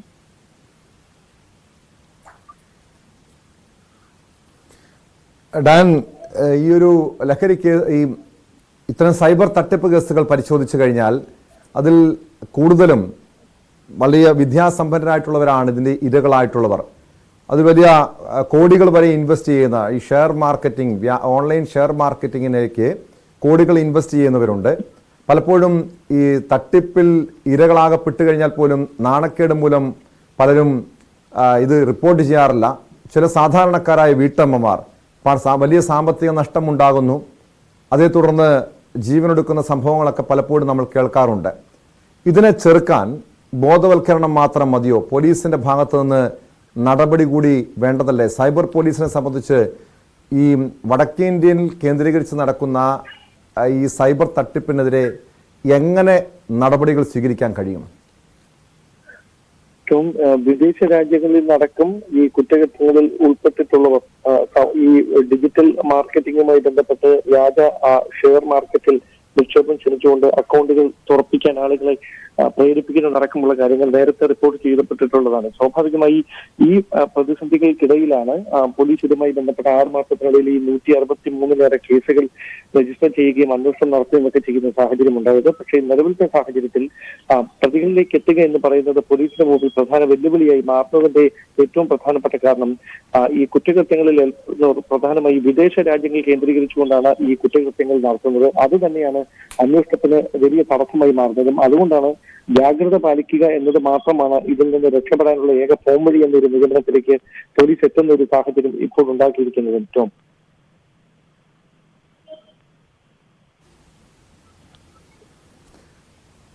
ഡാൻ, ഇത് ഏതൊക്കെ രീതിയിൽ ഇപ്പൊ എൻഫോഴ്സ്മെന്റ് ഡയറക്ടറേറ്റിന്റെ പേരിൽ പോലും തട്ടിപ്പുകൾ നടക്കുന്നുണ്ടെന്ന് പറയുന്നുണ്ട്. പോലീസ് ഇങ്ങനെയൊക്കെ ബോധവൽക്കരണം കൊടുക്കുമ്പോഴും വീണ്ടും ഈ ഇരകളുടെ എണ്ണം വർദ്ധിക്കുകയാണ്.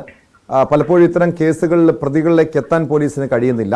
35 കോടി രൂപയുടെ തട്ടിപ്പ് ഈ കഴിഞ്ഞ 6 മാസത്തിനിടെ നടന്നു എന്ന് പറയുമ്പോൾ എത്ര പണം അത് തിരിച്ചു പിടിക്കാൻ കഴിഞ്ഞിട്ടുണ്ട്? ഇങ്ങനെ പണം നഷ്ടപ്പെട്ട് കഴിഞ്ഞാൽ ഇത് തിരിച്ചു പിടിക്കാനുള്ള സംവിധാനങ്ങൾ പോലീസിന്റെ ഈ സൈബർ പോലീസിനെ സംബന്ധിച്ചത് നടപ്പാക്കാൻ കഴിയുമോ? ഏറ്റവും അത്തരത്തിലുള്ള ഒരു ഓപ്ഷനും ഇല്ല എന്നതാണ് ഏറ്റവും ദൗർഭാഗ്യകരമായ കാര്യം. കാരണം ഇത്തരത്തിൽ പണം തട്ടിക്കൊണ്ടു പോകുന്നവർ പ്രത്യേകിച്ച് നൈജീരിയ അടക്കമുള്ള രാജ്യങ്ങളിലാണ് ഓൺലൈൻ തട്ടിപ്പുകൾ ഇത്തരത്തിൽ ഏറ്റവും കൂടുതലായിട്ടുള്ളത്. സ്വാഭാവികമായി അങ്ങനെ ഒരു പശ്ചാത്തലത്തിൽ ഈ നഷ്ടപ്പെട്ട പണം തിരികെ പിടിക്കുക എന്ന് പറയുന്നത് വലിയ തരത്തിൽ ഒരു വെല്ലുവിളിയായി മാറുകയാണ്. അതുകൊണ്ട് തന്നെയാണ് ഇപ്പോൾ ഉള്ള ഈ പ്രതിസന്ധി, അതായത് നിലവിൽ ഈ തട്ടിക്കൊണ്ടു പോയിരിക്കുന്ന 35 കോടി രൂപയ്ക്ക് അപ്പുറത്തേക്കാണ് യഥാർത്ഥത്തിലുള്ള കണക്കുകൾ. പക്ഷേ പുറത്തു വന്നിരിക്കുന്നത് ഈ 35 കോടിയുടെ കണക്കുകൾ മാത്രമാണ്.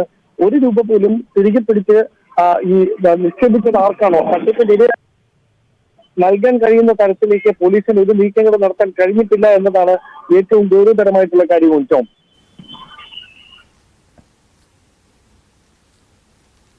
വ്യക്തമാണ്. ഡാൻ കുര്യനാണ് വിവരങ്ങൾ നൽകിയത്. ബോധവൽക്കരണം തന്നെയാണ് പോലീസ് ഈ വിഷയത്തിൽ നടപടി സ്വീകരിക്കുന്നത്. കാരണം ഇത്തരം തട്ടിപ്പുകൾ നടന്നു കഴിഞ്ഞാൽ ആ പ്രതികളിലേക്ക് എത്തുകയോ ആ പണം തിരികെ പിടിക്കുകയോ എന്ന് പറഞ്ഞാൽ അത്ര എളുപ്പമുള്ള കാര്യമല്ല. അതുകൊണ്ട് സാധാരണക്കാരായ ജനങ്ങളെ, ഇതിന്റെ ഇരകളാകുന്ന ജനങ്ങൾക്ക് ബോധവൽക്കരണം നൽകി മുൻപ് നമ്മുടെ ഈ ATM കാർഡുകൾ അതിന്റെ പിൻ നമ്പറും OTPയും ഒക്കെ ചോദിച്ച് പല ഫോൺ കോളുകളും, വ്യാജ ഫോൺ കോളുകൾ വന്നിരുന്നു. തട്ടിപ്പ് സംഘങ്ങൾ അങ്ങനെ പ്രവർത്തിച്ചിരുന്നു. പിന്നീട് ജനങ്ങൾക്ക് കൃത്യമായ ബോധവൽക്കരണം നൽകിയാണ് ആ ഒരു തട്ടിപ്പ് കെണിയിൽ നിന്നും നമുക്ക് തിരികെ പലപ്പോഴും പല കെണികളിൽ നിന്ന് രക്ഷപ്പെടാൻ കഴിഞ്ഞത്. പക്ഷേ ഇവിടെയും പോലീസ് ഈ രീതിയിലുള്ള ബോധവൽക്കരണം നൽകുന്നുണ്ട്. സാധാരണക്കാരായ ജനങ്ങൾ മാത്രമല്ല, വിദ്യാസമ്പന്നരും ഇരകളാകുന്നു എന്നുള്ളതാണ് ഏറെ ഗൗരവമുള്ള കാര്യം. പോലീസ് പറയുന്ന നിർദ്ദേശങ്ങൾ അനുസരിച്ച് പ്രവർത്തിച്ചാൽ ഇത്തരം കെണികളിൽ പെടാതിരിക്കാൻ കഴിയും. സ്പോട്ട് ലൈവിനെ പരിശോധിക്കുന്നത് മറ്റൊരു വിഷയമാണ്. TP കേസ് പ്രതികളുടെ ശിക്ഷായളവ് നീക്കം ചോർന്നതിൽ അന്വേഷണം. ശിക്ഷായളവ് പട്ടികയും കണ്ണൂർ സെൻട്രൽ ജയിൽ സൂപ്രണ്ടിന്റെ വിശദീകരണവും ചോർന്നതിലാണ് അന്വേഷണം. ജയിൽ വകുപ്പിലെ വീഴ്ച ജയിൽ ആസ്ഥാനത്തെ DIG അന്വേഷിക്കും. പോലീസിൽ നിന്നാണോ ചോർന്നതെന്ന് കണ്ണൂർ DIGയും അന്വേഷിക്കും. വിവരങ്ങൾ മാധ്യമങ്ങൾക്ക് ലഭിച്ചത് എങ്ങനെയെന്ന് 1 മാസത്തിനകം കണ്ടെത്താനാണ് നിർദ്ദേശം. ശിക്ഷായളവ് നീക്കം വാർത്തയായതോടെ സർക്കാർ നടപടി തിരുത്തിയിരുന്നു. VV വിനോദ് ചേരുന്നുണ്ട് വിവരങ്ങളുമായി. വിനോദ്, ഇത് യഥാർത്ഥത്തിൽ സർക്കാർ ഇത്തരം ഒരു തിരുത്തൽ നടപടി സ്വീകരിച്ചിരുന്നു. നമ്മൾ വിചാരിച്ചത് ഈ ഇലക്ഷൻ്റെയൊക്കെ തിരിച്ചടിയെ തുടർന്ന് പല തിരുത്തലുകളും സർക്കാരും പാർട്ടിയും നടത്തുമെന്നൊക്കെ പറയുമ്പോൾ അത്തരം ഒരു തിരുത്തലിന്റെ ഭാഗമായിട്ടാണ് ഈ TP കേസ് പ്രതികളുടെ ശിക്ഷായളവ് നീക്കം പിൻവലിച്ചതെന്നാണ്. പക്ഷേ ഇവിടെ അത് മാധ്യമങ്ങൾക്ക് മുൻപാകെ മാധ്യമങ്ങൾ അത് വാർത്തയാക്കിയതോടെ സർക്കാരിന് വലിയ തിരിച്ചടിയാകുമെന്ന് മനസ്സിലാക്കിയതിന്റെ അടിസ്ഥാനത്തിൽ നടത്തിയ തിരുത്തലെന്ന് തന്നെയാണ് ഇപ്പോൾ നടത്തുന്ന ഈ നടപടികളിൽ നിന്ന് മനസ്സിലാക്കേണ്ടത്. ഏത് രീതിയിലുള്ള ഒരു അന്വേഷണമാണ് ഈ വിഷയത്തിൽ നടത്താൻ നിർദ്ദേശം നൽകിയിരിക്കുന്നത് വിനോദ്? ടോം, വളരെ വിചിത്രമായ ഒരു ഉത്തരവാണ് ആഭ്യന്തര വകുപ്പിൽ നിന്നുണ്ടായിരിക്കുന്നത്. കാരണം ഈ പട്ടിക എങ്ങനെയാണ് ഈ ശിക്ഷാ ഇളവ് ആവശ്യമുള്ളവരുടെ അങ്ങനെ തയ്യാറാക്കിയ പട്ടിക, അതോടൊപ്പം തന്നെ കണ്ണൂർ ജയിൽ സൂപ്രണ്ടിൻ്റെ ഈ ശിക്ഷാ ഇളവ് ആവശ്യപ്പെട്ടുള്ള റിപ്പോർട്ട്, ഇതൊക്കെ എങ്ങനെ പുറത്തു വന്നു, മാധ്യമങ്ങൾക്ക് കിട്ടി എന്ന കാര്യം പരിശോധിക്കാനാണ് ഇപ്പോൾ ആഭ്യന്തര വകുപ്പ് തീരുമാനിച്ചിട്ടുള്ളത്. വളരെ വിചിത്രമായൊരു കാര്യമാണ്. സർക്കാരിനെ സംബന്ധിച്ച് വലിയ ക്ഷീണമുണ്ടാക്കിയ ഒരു സംഭവമായിരുന്നു ഈ TP വധക്കേസിലെ പ്രതികൾക്ക്, അതും ഈ ഗ്രേവ് ക്രൈം, അത്രയും വലിയ രാഷ്ട്രീയ കൊലപാതകം, ആ നിലയ്ക്ക് ശിക്ഷ അനുഭവിക്കുന്നവർക്ക് വഴിവിട്ട രീതിയിൽ അവർക്ക് ശിക്ഷാ ഇളവ് നൽകാനുള്ള നടപടികൾ ആ പട്ടികയിൽ അവരുടെ പേരുൾപ്പെട്ടു. തുടർന്ന് ഈ വിവരങ്ങൾ പുറത്തു വരികയും ജയിൽ സൂപ്രണ്ടിനെതിരെ തന്നെ നടപടി, അതായത് ജയിൽ സൂപ്രണ്ടും മറ്റ് ജയിൽ ഉദ്യോഗസ്ഥരായ 2 പേർ, ഇവരെ സസ്പെൻഡ് ചെയ്തുകൊണ്ടുള്ള നടപടി, ജയിൽ സൂപ്രണ്ടിൻ്റെ ചുമതലയുള്ള ജീവനക്കാരനടക്കമാണ് ഈ 3 പേരെ സസ്പെൻഡ് ചെയ്തത്. അതിന് പിന്നാലെയാണ് ഇപ്പോൾ വളരെ വിചിത്രമായ ഒരു ഉത്തരവ് ആഭ്യന്തര വകുപ്പിൻ്റെ ഭാഗത്തു നിന്നുണ്ടായിരിക്കുന്നത്. അതായത് എങ്ങനെയാണ് ഈ വിവരങ്ങൾ ചോർന്നത് എന്നത് സംബന്ധിച്ചാണ് ഈ 2 തരത്തിലുള്ള അന്വേഷണം നടത്താനാണ് ഇപ്പോൾ തീരുമാനിച്ചിട്ടുള്ളത്. അത് ഒന്ന്, ജയിൽ DIGയുടെ തന്നെ അന്വേഷണം, ജയിൽ വകുപ്പിൽ നിന്ന് ഇത് ചോർന്നതാണോ, ജയിൽ ആസ്ഥാനത്തെ DIGയുടെ നേതൃത്വത്തിലുള്ള ഒരു അന്വേഷണം. മറ്റൊന്ന് പോലീസിൻ്റെ അന്വേഷണമാണ്. അത് കണ്ണൂർ റേഞ്ച് DIGയാണ് ആ അന്വേഷണം നടത്തുക. അതായത് പോലീസിൻ്റെ ഭാഗത്തു നിന്നാണോ ഈ വിവരങ്ങൾ ചോർന്നതെന്നത് പരിശോധിക്കാനാണ് ആ നിലയ്ക്ക് പോലീസിൻ്റെ പരിശോധന. ഏതായിരുന്നാലും ഇതൊരു വളരെ വിചിത്രമായ ഒരു കാര്യമാണ്. മാധ്യമങ്ങൾക്ക് ഇതെങ്ങനെ കിട്ടി എന്നത് പരിശോധിക്കുന്നതിന് വേണ്ടിയുള്ള അന്വേഷണത്തിലേക്ക് ഈ കേസ് ഈ TP കേസുമായി ബന്ധപ്പെട്ട ശിക്ഷാ ഇളവ് ഇതിൻ്റെ വിവാദമുണ്ടാവുകയും സർക്കാർ അതിന് പിന്നാക്കം പോവുകയും ചെയ്തു. പക്ഷേ ഇപ്പോൾ വളരെ വിചിത്രമായ ഒരു ഉത്തരവാണ് പുറത്തിറക്കിയിരിക്കുന്നത്. എങ്ങനെയാണ് ഈ വിവരങ്ങൾ പുറത്തു വന്നത്? ഈ കാര്യമാണ് അന്വേഷിക്കാൻ തീരുമാനിച്ചിരിക്കുന്നത്.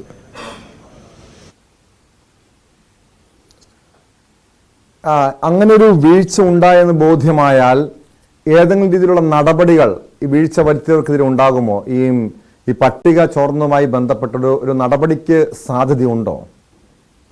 ടോം, ഒന്നാമത് നമുക്കിതിൽ പറയാനുള്ളത് ഇതെന്തെങ്കിലും ഒരു വീഴ്ചയുടെ പ്രശ്നം ഇതിൽ വരുന്നില്ല. കാരണം സർക്കാർ അങ്ങനെ കാണുന്നു, ആഭ്യന്തര വകുപ്പ് അങ്ങനെ കാണുന്നു എന്നത് പറയുമ്പോൾ ഈ ആസാദ് അമൃത് അങ്ങനെ ഈ 75 വർഷം രാജ്യത്തിൻ്റെ സ്വതന്ത്രമായി ഉള്ള അതിൻ്റെ ഭാഗമായി നൽകുന്ന ശിക്ഷാ ഇളവ് അങ്ങനെ വരുമ്പോൾ അതിൽ പട്ടികയിൽ ഉൾപ്പെട്ട ആളുകൾ ആരാണ് എന്ന് അറിയാനുള്ള അവകാശമുണ്ട് പൊതുസമൂഹത്തിന്. അത് തിരിച്ചറിയാനുള്ള അവകാശം, അത് ആരൊക്കെയാണ് അതിൽ ഉൾപ്പെട്ടിട്ടുള്ളത്, സ്വാഭാവികമായും വളരെ സെൻസിറ്റീവായിട്ടുള്ള ഒരു വിഷയമാണ്. ഇത്തരം കേസുകളിലെ പ്രതികളുണ്ടോ, അല്ലെങ്കിൽ സ്ത്രീകളോടൊക്കെ വലിയ അതിക്രമം കാണിച്ച, കുട്ടികളോട് വലിയ അതിക്രമം കാണിച്ച, പോക്സോ കേസിലൊക്കെ ഉൾപ്പെട്ട പ്രതികൾ അല്ലെങ്കിൽ ശിക്ഷിക്കപ്പെടുന്നവർ അവർ പുറത്തേക്ക് വരാനുള്ള സാധ്യത ഉണ്ടോ എന്നതടക്കമുള്ള കാര്യങ്ങൾ പൊതുസമൂഹം അറിയേണ്ടതാണ്. ഇങ്ങനെ ഒരു പട്ടിക പുറത്തു വരുന്നതിൽ അതിൻ്റെ സുതാര്യത നിലനിർത്തേണ്ടത് സർക്കാരിൻ്റെ കൂടി ആവശ്യമാണ്. എന്നാൽ വളരെ വിചിത്രമെന്ന് പറയട്ടെ, അങ്ങനെ ഒരു നിലയിലേക്ക് പോകാതെ ഈ പട്ടിക പുറത്തു വന്നപ്പോൾ അത് എങ്ങനെ പുറത്തു വന്നു എന്നതടക്കമുള്ള കാര്യങ്ങൾ പരിശോധിക്കാനാണ് സർക്കാർ ഇപ്പോൾ തീരുമാനമെടുത്തിട്ടുള്ളത്. അതിൽ 2 തരത്തിലുള്ള അന്വേഷണം. ഒന്ന്, ജയിൽ വകുപ്പിൽ നിന്ന് ഈ വിവരങ്ങൾ പുറത്തു വന്നോ, അല്ലെങ്കിൽ ഈ പേര് എങ്ങനെയാണ് പുറത്തു വന്നത്, അതടക്കമുള്ള കാര്യങ്ങൾ പരിശോധിക്കാൻ ജയിൽ വകുപ്പിൻ്റെ നേതൃത്വത്തിൽ ഒരു അന്വേഷണം. അത് ജയിൽ DIG ആണ്, പോലീസ് ആസ്ഥാനം കേന്ദ്രീകരിച്ചുള്ള ജയിൽ ആസ്ഥാനം കേന്ദ്രീകരിച്ചുള്ള അന്വേഷണമാണ്. മറ്റൊന്ന് കണ്ണൂർ DIGയുടെ നേതൃത്വത്തിലുള്ള അന്വേഷണമാണ്. എങ്ങനെയാണ് ഈ പട്ടിക പോലീസിൻ്റെ ഭാഗത്തു നിന്ന് വന്നതാണോ എന്ന്. ഇതിൻ്റെ നടപടി നമ്മൾ നോക്കുമ്പോൾ കണ്ണൂർ ജയിൽ സൂപ്രണ്ട് കമ്മീഷണർക്കാണ് ഇത് സംബന്ധിച്ച റിപ്പോർട്ട് നൽകുന്നത്. ഇത്തരം ആളുകളെ പുറത്തേക്ക് വിടുന്നതുമായി ബന്ധപ്പെട്ട്, അവരുടെ ശിക്ഷാ ഇളവുമായി ബന്ധപ്പെട്ട് പോലീസിൻ്റെ കൂടി റിപ്പോർട്ട് തേടേണ്ടതുണ്ട്. അതിൻ്റെ അടിസ്ഥാനത്തിലാണ് കണ്ണൂർ ജയിലിൻ്റെ ചുമതല ഉണ്ടായിരുന്ന സൂപ്രണ്ട് അദ്ദേഹം ഇങ്ങനെ ഒരു റിപ്പോർട്ട് നൽകുന്നതും അത് സംബന്ധിച്ച വിവരങ്ങൾ, ഇവരുടെ പേരുൾപ്പെട്ട കാര്യങ്ങൾ പുറത്തു വരുന്നതും. പിന്നീട് കണ്ണൂർ ജയിൽ സൂപ്രണ്ടിൻ്റെ ചുമതലയുള്ള ഉദ്യോഗസ്ഥൻ തന്നെ അദ്ദേഹം സർക്കാരിന് നൽകിയ വിശദീകരണത്തിൽ പറയുന്നത് 2022 സർക്കാർ കൊണ്ടുവന്ന ഉത്തരവ്, അതിൻ്റെ അടിസ്ഥാനത്തിലാണ് താൻ ഇവർക്ക് ഇളവ് എന്ന നിലയ്ക്ക് നടപടികളുമായി മുന്നോട്ട് പോയതെന്നാണ് അദ്ദേഹത്തിൻ്റെ ഒരു വിശദീകരണം വന്നത്. പക്ഷേ അത് പൂർണ്ണമായി ആഭ്യന്തര വകുപ്പ് തള്ളിക്കളഞ്ഞു. മാത്രമല്ല ഹൈക്കോടതി വിധി അത് നടപ്പാക്കുന്നതിൽ, അത് പാലിക്കുന്നതിൽ സൂപ്രണ്ടിന് വീഴ്ച വന്നു എന്നതിൻ്റെ കൂടി കണ്ടെത്തലിലാണ് ജയിൽ വകുപ്പിലെ 3 ഉദ്യോഗസ്ഥർക്കെതിരെ സസ്പെൻഷൻ നടപടി സ്വീകരിച്ചുകൊണ്ടുള്ള നടപടി സർക്കാരിൻ്റെ ഭാഗത്തു നിന്നുണ്ടായത്. അതിൽ തന്നെ സൂപ്രണ്ട് അന്ന് ഇത് വലിയ വിവാദമായ സമയത്ത് തന്നെയാണ് സൂപ്രണ്ട് പറഞ്ഞത് ഇത് സർക്കാർ ഉത്തരവിൻ്റെ അടിസ്ഥാനത്തിൽ ഉള്ള നടപടികളുമായാണ് താൻ മുന്നോട്ട് പോയത്, തൻ്റെ ഭാഗത്ത് വീഴ്ചയില്ല എന്നത്.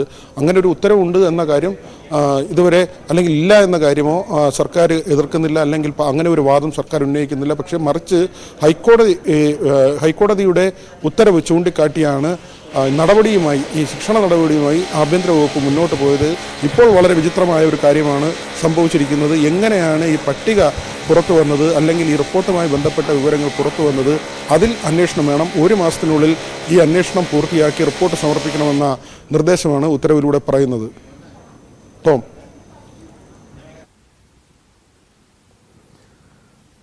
വിനോദ്, അതായത് നേരത്തെ ചില ഉദ്യോഗസ്ഥർക്കെതിരെ ഇത്തരമൊരു നീക്കം, ഈ ശിക്ഷാ ഇളവ് നടപടിയുമായി മുന്നോട്ട് പോയ ചില ഉദ്യോഗസ്ഥർക്കെതിരെ നടപടി സ്വീകരിച്ചുകൊണ്ട് അവരെ ബലിയാടാക്കുന്ന നടപടിയാണ് ഉണ്ടായത്. എന്നാൽ ഇപ്പോൾ ഈ വീഴ്ച വരുത്തിയെന്ന് സർക്കാർ തന്നെ തുറന്ന് സംബന്ധിച്ച് നടപടി സ്വീകരിച്ച അവരെ സംരക്ഷിക്കുന്നതിന് വേണ്ടിയാണോ ഇത്തരമൊരു നീക്കം, ഇപ്പോഴത്തെ ഒരു പുതിയ നീക്കം, വിചിത്രമായിട്ടുള്ള നീക്കം ഉണ്ടായിരിക്കുന്നത്?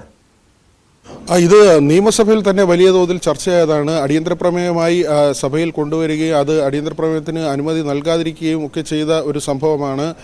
വലിയ വിവാദമായി ഉയർന്നു വന്ന ഒരു വിഷയമാണ്. സഭയ്ക്കകത്തും പുറത്തുമൊക്കെ വലിയ വിവാദമായി ഉയർന്നു വന്ന വിഷയമാണ്.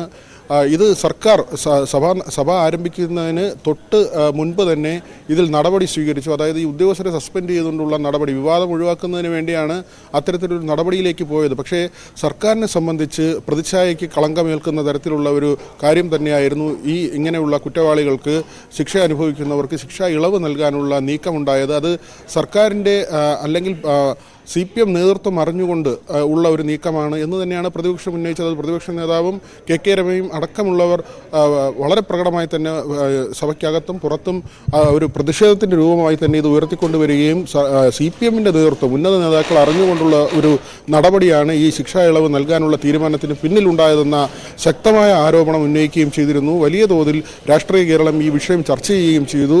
സഭ ചേരുന്നതിന് തൊട്ട് മുൻപാണ് ആ നടപടി അല്ലെങ്കിൽ ആ ജീവനക്കാർക്കെതിരെയുള്ള നടപടി സ്വീകരിച്ചുകൊണ്ട് ഒരു സർക്കാരിൻ്റെ ഭാഗത്തു നിന്നൊരു നീക്കമുണ്ടായത്. അത് തണുപ്പിക്കുക എന്ന ലക്ഷ്യം തന്നെയാണ് സർക്കാരിൻ്റെ ഭാഗത്ത് നിന്ന് ആ നീക്കത്തിലൂടെ സർക്കാർ ഉദ്ദേശിച്ചതും. പക്ഷേ അവിടം കൊണ്ട് അവസാനിക്കുന്നില്ല.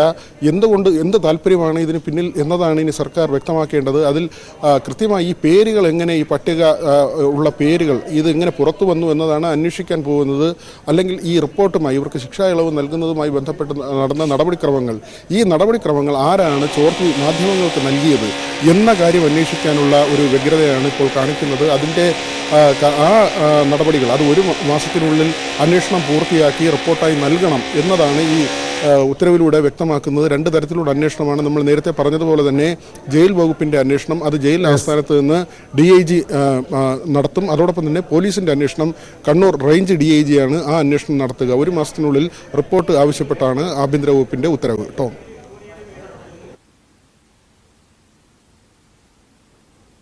വ്യക്തമാണ്. BB വിനോദാണ് വിവരങ്ങൾ നൽകിയത് തിരുവനന്തപുരത്ത് നിന്നും. സ്പോട്ട് ലൈവിനി പരിശോധിക്കുന്നത് മറ്റൊരു വിഷയമാണ്. പെരുമ്പാവൂരിൽ നിയമവിദ്യാർത്ഥിനിയെ ബലാത്സംഗം ചെയ്ത് കൊലപ്പെടുത്തിയ കേസിലെ പ്രതി അമറുൽ ഇസ്ലാമിന്റെ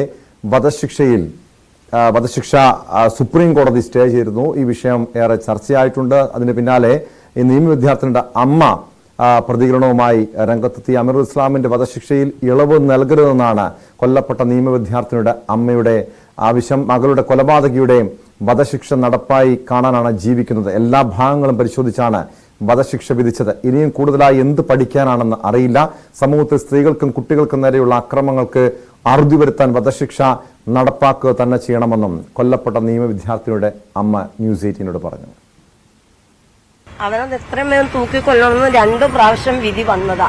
എത്രയും വേഗം തൂക്കിക്കൊല്ലണമെന്ന് ആദ്യമേ പറഞ്ഞു, എത്രയും വേഗം തൂക്കിക്കൊല്ലണമെന്ന്. ഇപ്പൊ ഇതിനിടയ്ക്കൂടെ ഇപ്പൊ ഇങ്ങനെ ഒരു പ്രഖ്യാപനം വന്ന എന്താന്ന് എനിക്ക് മനസ്സിലാവണില്ല. ഇത് പഠിച്ചിട്ടല്ലേ ഈ കേസ് നടത്തിയതും പ്രതി ഇവൻ തന്നെയാണെന്ന് വരുത്തിയിട്ടല്ലേ ഈ പ്രതിനെ തൂക്കിക്കൊല്ലാൻ വിധിച്ചിട്ടത്. പിന്നെ എന്തുകൊണ്ട് ഇവര് വീണ്ടും പഠിക്കട്ടെ എന്ന് പറഞ്ഞിങ്ങനെ വിധി മാറ്റി ഇങ്ങനെ പ്രഖ്യാപിച്ചത് എന്താണെന്നാണ് എനിക്ക് മനസ്സിലാവാത്തത്. അമീർ ഇസ്ലാമിന് ഒരു കാരണവശാലും അവനെ വെറുതെ വിടാൻ പറ്റില്ല. അവനെ തൂക്കിക്കൊല്ലണം എന്ന് തന്നെയാണ് ഞാൻ പറയുന്നത്. അവന് ഒരു ഇളവും കൊടുക്കാൻ പാടില്ല. എനിക്ക് ശിക്ഷ നടപ്പിലാക്കണം. എന്റെ കുഞ്ഞ് തിന്ന വേദന അതിലിരട്ടി അവര് തിന്നണം. അതെനിക്ക് കാണണം. എനിക്ക് വേണ്ടിയല്ല ഞാൻ ജീവിക്കുന്നത്, എന്റെ കുഞ്ഞിന്റെ ആത്മാവിന് വേണ്ടി. അവനെ കൊന്ന് കാണിച്ചു തന്നെ. അതാണ് ഞാൻ കാത്തിരിക്കുന്നത്. ഡാനി ഇപ്പോൾ ചേരുന്നു കൊച്ചിയിൽ നിന്ന് വിവരങ്ങളുമായി. ഡാനി, ഈ ഗോവിന്ദ ചാമിക്ക് പിന്നാലെ അമറുൽ ഇസ്ലാമിന്റെ വധശിക്ഷയിലും ഇളവ് ലഭിക്കുമ്പോൾ അത് എന്ത് സന്ദേശമാണ് ഈ പൊതുസമൂഹത്തിന് നൽകുന്നത്? കാരണം നമ്മുടെ നാട്ടിലെ സ്ത്രീകളുടെയും കുട്ടികളുടെയും സുരക്ഷ സംബന്ധിച്ചുള്ള പല ചോദ്യങ്ങളും ഉയരുന്നുണ്ട്. നിരവധി കേസുകളിൽ ഇതുപോലെ തന്നെ സമാനമായ രീതിയിൽ വധശിക്ഷയ്ക്ക് വിധിക്കപ്പെട്ടവരെ പിന്നീട് സുപ്രീം കോടതി ആ ശിക്ഷയിൽ ഇളവ് ലഭിക്കുന്ന ഒരു നടപടികൾ, ഇളവ് നൽകുന്ന നടപടികൾ, അത് വലിയ രീതിയിൽ വിമർശനത്തിന് ഇതൊക്കെ കാരണമാകുന്നുണ്ട്. പക്ഷെ ഇത് ആരുടെ വീഴ്ചയാണ്? ഏതെങ്കിലും സാങ്കേതികമായിട്ടുള്ള നടപടിയാണോ അതോ നമ്മുടെ സർക്കാരിന്റെ വീഴ്ചയാണോ ഈ അമറുൽ ഇസ്ലാമിന്റെ വധശിക്ഷയിൽ ഇളവ് നൽകാനുള്ള നടപടി?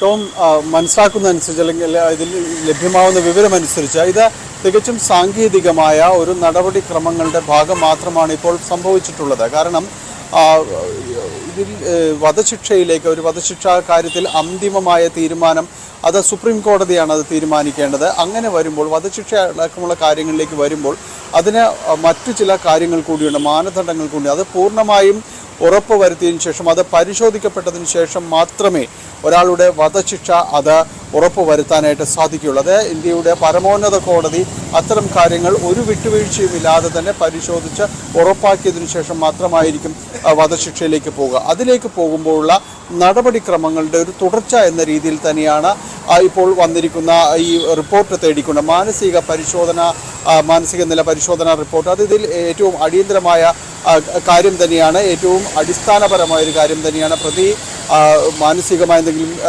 ബുദ്ധിമുട്ടുള്ള ആളാണോ, അത്തരം കാര്യങ്ങൾ പരിശോധിക്കേണ്ടതുണ്ട്. അത്തരം കാര്യങ്ങളിൽ ആധികാരികമായ ഒരു വിവരശേഖരണവും നടത്താറുണ്ട്. നമുക്കറിയാം ഈയിടയ്ക്ക് സംഭവിച്ച നമ്മൾക്ക് ആലുവയിലെ കുട്ടിയുടെ കാര്യത്തിൽ, ആ കുട്ടിയെ കൊല ചെയ്യപ്പെട്ട കേസിൽ കീഴ്ക്കോടതി വധശിക്ഷയാണ് വിധിച്ചിരിക്കുന്നത്. ആ പ്രതിക്ക് വധശിക്ഷയാണ് വിധിച്ചിരിക്കുന്നത്. അന്നും കോടതി നടപടികളുടെ ഭാഗമായിട്ട് തന്നെ കീഴ്ക്കോടതി പ്രതിയുടെ മാനസിക പരിശോധന നില റിപ്പോർട്ട് തേടിയിരുന്നു. അത്തരം കാര്യങ്ങളിൽ സോഷ്യൽ വെൽഫെയർ ഓഫീസർ ഇതടക്കം കാര്യങ്ങൾ പരിശോധിച്ചുകൊണ്ട് ഇത് നൽകുകയും വേണം. അതിന് സമാനമായ ഒരു നടപടിയാണ് ഇതെന്നാണ് ഒടുവിൽ അറിയാനായിട്ട് സാധിക്കുന്നത്. ഇത് സ്റ്റേ ചെയ്ത എന്നത് പറയുന്നത് അന്തിമമായി സ്റ്റേ ചെയ്തിരിക്കുന്നു, അല്ലെങ്കിൽ വധശിക്ഷ ഡാനിയിലേക്ക് തിരികെ എത്താം. ഇപ്പോൾ പ്രതിഭാഗത്തിന്റെ അഭിഭാഷകൻ അഡ്വക്കേറ്റ് ബി എ ആളൂർ ചേരുന്നുണ്ട്. അഡ്വക്കേറ്റ് ബി എ ആളൂർ, ഈ ഒരു അമീറുൽ ഇസ്ലാമിന്റെ മാനസിക നില റിപ്പോർട്ട് പരിശോധിക്കുന്നതിന്റെ ഭാഗമായിട്ടാണ് ഇപ്പോൾ ഈ വധശിക്ഷ സ്റ്റേ ചെയ്തിരിക്കുന്നത്. ഇനി എന്നാണ് ഈ കേസ് സുപ്രീം കോടതി പരിഗണിക്കുക? അതുവരെ മാത്രമായിരിക്കുമോ ഈ റിപ്പോർട്ട് കോടതിക്ക് മുൻപാകെ സമർപ്പിക്കുന്നവരെ മാത്രമായിരിക്കുമോ ഈ ശിക്ഷയിൽ സ്റ്റേ ഉള്ളത്? തീർച്ചയായിട്ടും 3 മാസത്തിന് ശേഷം 12 ആഴ്ചയ്ക്ക് ശേഷമാണ് കേസ് വീണ്ടും പരിഗണിക്കാൻ വെച്ചിരിക്കുന്നത്. അതിനുള്ളിൽ റിപ്പോർട്ട് വരുമെന്ന് പ്രതീക്ഷിക്കുന്നു. കാരണം വിയ്യൂർ ജയിൽ അതോറിറ്റിയോടെ ആണ് ഈ പറയുന്ന റിപ്പോർട്ട് എത്രയും പെട്ടെന്ന് ആവശ്യപ്പെട്ടിരിക്കുന്നത്. അങ്ങനെയുള്ള ഒരു സാഹചര്യത്തിൽ തീർച്ചയായിട്ടും ഈ കേസുമായി ബന്ധപ്പെട്ട് ഒരു പ്രതി ചെയ്തിരിക്കുന്ന കുറ്റം നമുക്ക് എല്ലാവർക്കും അറിയാവുന്നതാണ്. എന്നാൽ അതിനുശേഷം പ്രതിയുടെ പരിവർത്തനം എന്താണ്, എന്തെല്ലാം മാറ്റങ്ങൾ ഉണ്ടായിട്ടുണ്ട്, ആ മാറ്റങ്ങൾ പരിഗണിക്കാൻ വേണ്ടിയാണ് കോടതി, ആ റിപ്പോർട്ടിന് വേണ്ടിയാണ് ഇവിടെ വിയ്യൂർ ജയിൽ അതോറിറ്റിയോടും അതുപോലെ തന്നെ തൃശ്ശൂർ മെഡിക്കൽ കോളേജിലെ ഓഫീസറോടും എന്താണ് ആവശ്യപ്പെട്ടിരിക്കുന്നത്. ഒരു കമ്മിറ്റി തയ്യാറാക്കി കമ്മിറ്റിക്ക് റിപ്പോർട്ട് തേടാവുന്നതാണ്. എന്താണ് ഒരു വ്യക്തിയുടെ മാനസിക സ്ഥിതി, കൊല ചെയ്യുന്ന സമയത്തോ അല്ലെങ്കിൽ അതിനുശേഷമോ ഉള്ള മാനസിക സ്ഥിതിയല്ല. ഒരാളെ കുറ്റക്കാരനാണെന്ന് വിധിച്ചതിന് ശേഷം അയാളെ തൂക്കിക്കൊല്ലാനായിട്ട് ബഹുമാനപ്പെട്ട കീഴ്ക്കോടതി വിധിച്ചതിന് ശേഷം അങ്ങനെ ഒരു തൂക്കുകയർ നിലനിൽക്കുമ്പോൾ അത് ഹൈക്കോടതി കൺഫേം ചെയ്തിരിക്കുന്നു. അപ്പോൾ ഹൈക്കോടതി പരിശോധന നടത്തി. ആ പരിശോധനയിലെ ആളൊന്നും കണ്ടെത്തിയില്ല എന്ന് മാത്രമല്ല, ഇപ്പോഴുള്ള സാഹചര്യങ്ങൾ നമ്മൾ മനസ്സിലാക്കുന്നത് ഈ പറയുന്ന ഇദ്ദേഹത്തിന്റെ മാനസികാവസ്ഥ, ഇദ്ദേഹത്തിന് വിധി വന്നതിന് ശേഷം ആ വിധിയുമായി ബന്ധപ്പെട്ട മാനസികാവസ്ഥ എന്താണ്, അദ്ദേഹത്തിന്റെ പെരുമാറ്റ ദൂഷ്യമുണ്ടോ, അദ്ദേഹം ഏത് തരത്തിലാണ് കാര്യങ്ങൾ കൈകാര്യം ചെയ്യുന്നത്, ഇങ്ങനെയുള്ള കാര്യങ്ങളൊക്കെ ഞാൻ ഈ പറയുന്ന പ്രതിയെ നേരിട്ട് പോയി കണ്ടതാണ്. ഇപ്പോൾ അദ്ദേഹത്തിന്റെ മാനസികാവസ്ഥയും സാഹചര്യങ്ങളും എല്ലാം വളരെ മാറിയിട്ടുണ്ട്, കുറ്റബോധമുണ്ട് എന്ന് ഞാൻ മനസ്സിലാക്കുന്നു. അങ്ങനെയുള്ള സാഹചര്യത്തിൽ തീർച്ചയായിട്ടും ഒരു നല്ല റിപ്പോർട്ടാണ് അഡ്വക്കേറ്റ് ബി ആളൂർ. അങ്ങനെ കുറ്റബോധമുണ്ട് എന്ന് എങ്ങനെയാണ് മനസ്സിലാക്കാൻ കഴിയുന്നത്? കാരണം ജയിലില് മാത്രം ഒരു തടവിൽ കഴിയുന്ന വ്യക്തിക്ക് വീണ്ടും ഇത്തരം ക്രിമിനൽ സ്വഭാവം പ്രകടിപ്പിക്കാനുള്ള സാഹചര്യമില്ല. നേരത്തെ ഗോവിന്ദ് ചാമിക്ക് ഉണ്ടായതുപോലെ തന്നെ അമീറുൽ ഇസ്ലാമിനും ഇതുപോലെ വധശിക്ഷയിൽ ഇളവ് ലഭിച്ചു കഴിഞ്ഞാൽ അത് പൊതുസമൂഹത്തിൽ നൽകുന്ന സന്ദേശം തെറ്റല്ലേ? കാരണം നമ്മുടെ നാട്ടിലെ ഈ ആലുവയിലെ 5 വയസ്സുള്ള ഒരു പിഞ്ചു കുഞ്ഞിനെ തട്ടിക്കൊണ്ടുപോയി ക്രൂരമായി കൊലപ്പെടുത്തിയ സംഭവം പോലുമുണ്ട്. അവിടെയും ആ പ്രതിക്ക് വധശിക്ഷ വിധിച്ചതാണ്. അങ്ങനെയെങ്കിൽ ഇതുപോലെ മാനസിക പരിവർത്തനമുണ്ട്, അവർ കുറ്റബോധമുണ്ട് എന്ന് മനസ്സിലാക്കി എല്ലാ പ്രതികളെയും വെറുതെ വിടുകയോ അല്ലെങ്കിൽ വധശിക്ഷയിൽ ഇളവ് നൽകുകയോ ചെയ്തു കഴിഞ്ഞാൽ ഇതുപോലുള്ള കുറ്റകൃത്യങ്ങൾ ചെയ്യുന്നവർക്ക് ഒരു തെറ്റായ സന്ദേശം കൂടിയല്ലേ അഡ്വക്കേറ്റ് ബി എ ആളൂർ ഈ നടപടി? താങ്കളുടെ ഈ ചോദ്യത്തിന് വളരെ പ്രസക്തിയുണ്ട്. ഒരു ജയിൽ എന്ന് പറയുന്നത് correctness of the life of A person എന്നാണ്. അപ്പൊ ജയിലിന്റെ ഉദ്ദേശം ഒരാളെ ജയിലിലേക്ക് അയക്കുമ്പോൾ, ജയിലിൽ വെക്കുമ്പോൾ തീർച്ചയായിട്ടും അതിന്റെ പർപ്പസ് എന്താണ് എന്ന് നമ്മൾ മനസ്സിലാക്കേണ്ടിയിരിക്കുന്നു. ഒരു വ്യക്തിയുടെ ജീവിത സാഹചര്യങ്ങൾക്ക് കുറ്റം ചെയ്യാൻ അയാളെ പ്രേരിപ്പിച്ച അതിൽ നിന്നും അത് മാറ്റിയെടുക്കണം. അതിനാണ് ജയിൽ അതോറിറ്റി, ജയിലിലുള്ള നല്ല നല്ല ഓഫീസേഴ്സ് ഉണ്ട്, അവരുടെ പ്രവർത്തനങ്ങൾ നമ്മൾ മനസ്സിലാക്കുന്നത്. അങ്ങനെയാണെങ്കിൽ ജയിലിന്റെ പർപ്പസ് ഇപ്പോൾ താങ്കൾ പറയുന്നത് പോലെ കുറ്റബോധം ഒരാൾക്ക് തോന്നുകയാണ്, ഞാൻ ചെയ്തത് തെറ്റാണ് എന്ന് തോന്നുകയാണെങ്കിൽ മാത്രമാണ് ജയിലിന്റെ പർപ്പസ് ആ ജയിലെന്ന് പറയുന്ന വാക്കിന്റെ അർത്ഥത്തിന് നമുക്ക് ചെന്നെത്താൻ സാധിക്കുകയുള്ളൂ. ഇവിടെ ഗോവിന്ദചാമിയുടെ കേസിലാണെങ്കിൽ നിങ്ങൾ കണ്ടതാണ്, ബഹുമാനപ്പെട്ട സുപ്രീം കോടതി ചോദിച്ച കാര്യം 100% തെളിവുകൾ എവിടെയെന്നാണ്. അപ്പോൾ അതനുസരിച്ചിട്ടുള്ള ഒരു തീരുമാനമായിരിക്കും ബഹുമാനപ്പെട്ട സുപ്രീം കോടതി കൈക്കൊള്ളുക എന്നാണ് ഞാൻ വിശ്വസിക്കുന്നത്. അഡ്വക്കേറ്റ് ബി ആളൂര്, ഒരു മാസം മുൻപ് കാസർഗോഡ് പടന്നക്കാടുണ്ടായ സംഭവം ഞാൻ താങ്കളുടെ ശ്രദ്ധയിൽപ്പെടുത്തുകയാണ്. അവിടെ ഒരു 10 വയസ്സുകാരിയെ, ഉറങ്ങിക്കിടക്കുകയായിരുന്ന 10 വയസ്സുകാരി, അഡ്വക്കേറ്റ് ബി ആളൂരിന്റെ ടെലിഫോൺ വിച്ഛേദിക്കപ്പെട്ടു എന്നാണ് മനസ്സിലാക്കാൻ കഴിയുന്നത്. ഇപ്പോൾ ഡാനി പോളിലേക്ക് കൂടി ഒരിക്കൽ കൂടി പോകുന്നു. ഡാനി, ഇപ്പോൾ അഡ്വക്കേറ്റ് ബി ആളൂർ പറയുന്നു, ഇത്തരം ഒരു മാനസികമായിട്ടുള്ള പരിവർത്തനം ഉണ്ടാവുകയാണെങ്കിൽ, കുറ്റബോധം ഉണ്ടെങ്കിൽ ആ പ്രതികൾക്കൊക്കെ ശിക്ഷാ ഇളവ് നൽകണം, അല്ലെങ്കിൽ വധശിക്ഷ ഇളവ് നൽകണമെന്നാണ് ബി ആളൂരിന്റെ വാദം. പക്ഷെ നമുക്കറിയാം, ഈ കാസർഗോഡ് പടന്നക്കാട് ഒരു മാസം മുൻപ് ഒരു 10 വയസ്സുകാരിയെ, വീട്ടിൽ ഉറങ്ങിക്കിടക്കുകയായിരുന്ന 10 വയസ്സുകാരിയെ വീട്ടിൽ നിന്നും തട്ടിക്കൊണ്ടുപോയി പീഡിപ്പിച്ച കേസ്, ആ പ്രതിയെ ഇതുപോലുള്ള ഒരു പോക്സോ കേസിൽ പിടിക്കപ്പെട്ട് ജയിൽ ശിക്ഷ അനുഭവിച്ച വ്യക്തിയാണ്. അവിടെ നിന്നും പുറത്തിറങ്ങിയ ശേഷമാണ് സമാനമായ കുറ്റകൃത്യങ്ങളിൽ അയാൾ ഏർപ്പെട്ടത്. അതായത് ഈ ജയിലിൽ ഇതുപോലുള്ള കുറ്റബോധമുണ്ട് എന്ന് പറഞ്ഞ് വീണ്ടും ഇതുപോലുള്ള മാനസിക വൈകല്യമുള്ള, ലൈംഗിക വൈകൃതമുള്ള വ്യക്തികൾ വീണ്ടും പുറത്തിറങ്ങിക്കഴിഞ്ഞാൽ അത് ഈ സമൂഹത്തിന്, ഇവിടുത്തെ കുട്ടികൾക്ക്, പെൺകുട്ടികൾക്ക്, സ്ത്രീകൾക്ക് ഒരു അപകടകരമായ സാഹചര്യം തന്നെ അല്ലേ ഉള്ളത് ഡാനി?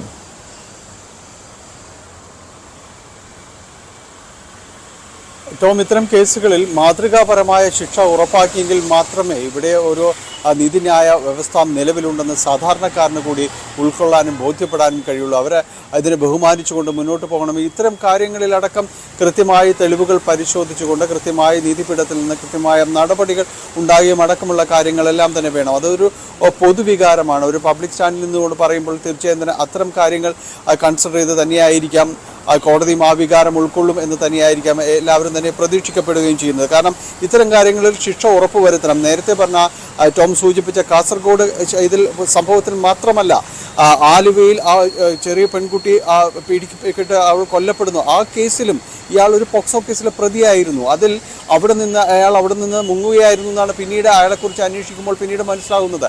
അതുമാത്രവുമല്ല, ഇത് ഈ അടുത്തിടെ തന്നെ ആലുവയിൽ മറ്റൊരു ചെറിയ കുട്ടി കൂടി സമാനമായ രീതിയിൽ തന്നെ കടന്നുപോയി. അവൾ ഭാഗ്യത്തിന് രക്ഷപ്പെട്ടു എന്നതാണ്. ആ കേസിലെ പ്രതി തിരുവനന്തപുരം സ്വദേശിയെ നിക്സൺ അയാളെ പിടികൂടുമ്പോഴും ഇയാളും ഇതേപോലെ തന്നെ മറ്റൊരു കേസിലെ പ്രതിയായിരുന്നു. അങ്ങനെ ഇവർക്കെല്ലാം തന്നെ കൃത്യമായ രീതിയിലുള്ള ഒരു ട്രാക്ക് റെക്കോർഡ് ഈ കാര്യങ്ങളിലുണ്ട് എന്നാണ്. എന്തുകൊണ്ട് അവർ ശിക്ഷിക്കപ്പെടുന്നില്ല? ശിക്ഷിക്കപ്പെട്ടാൽ മാത്രമേ, നേരത്തെ ജിഷയുടെ അമ്മയുടെ വാക്കുകൾ കടമെടുത്താൽ, ഇവിടെ ഒരു പെൺകുട്ടി സ്വസ്ഥമായി സമാധാനത്തോടെ ഉറങ്ങണമെങ്കിൽ ഈ രീതിയിൽ കുറ്റവാളികൾക്ക് ആ ശിക്ഷ ഉറപ്പ് വരുത്തുക തന്നെ വേണമെന്നാണ് പൊതുസമൂഹത്തിൻ്റെ ഒരു വിശ്വാസവും പ്രതീക്ഷയുമെല്ലാം. ടോം, വ്യക്തമാണ്. കൊച്ചിയിൽ നിന്ന് ഡാനി പോളാണ് വിവരങ്ങൾ നൽകിയത്. അമീറുൽ ഇസ്ലാമിന്റെ വധശിക്ഷയിൽ ഇളവ് നൽകരുതെന്നാണ് കൊല്ലപ്പെട്ട നിയമ വിദ്യാർത്ഥിയുടെ അമ്മയുടെ ആവശ്യം. ഇതേ ആവശ്യം തന്നെയാണ് കേരളത്തിലെ പൊതുസമൂഹവും ഉയർത്തുന്നത്. സ്പോട്ട് ലൈവ് പൂർണ്ണമാകുന്നു. നമസ്കാരം. ഒപ്പം അതിന്റെ പ്രവർത്തനങ്ങൾ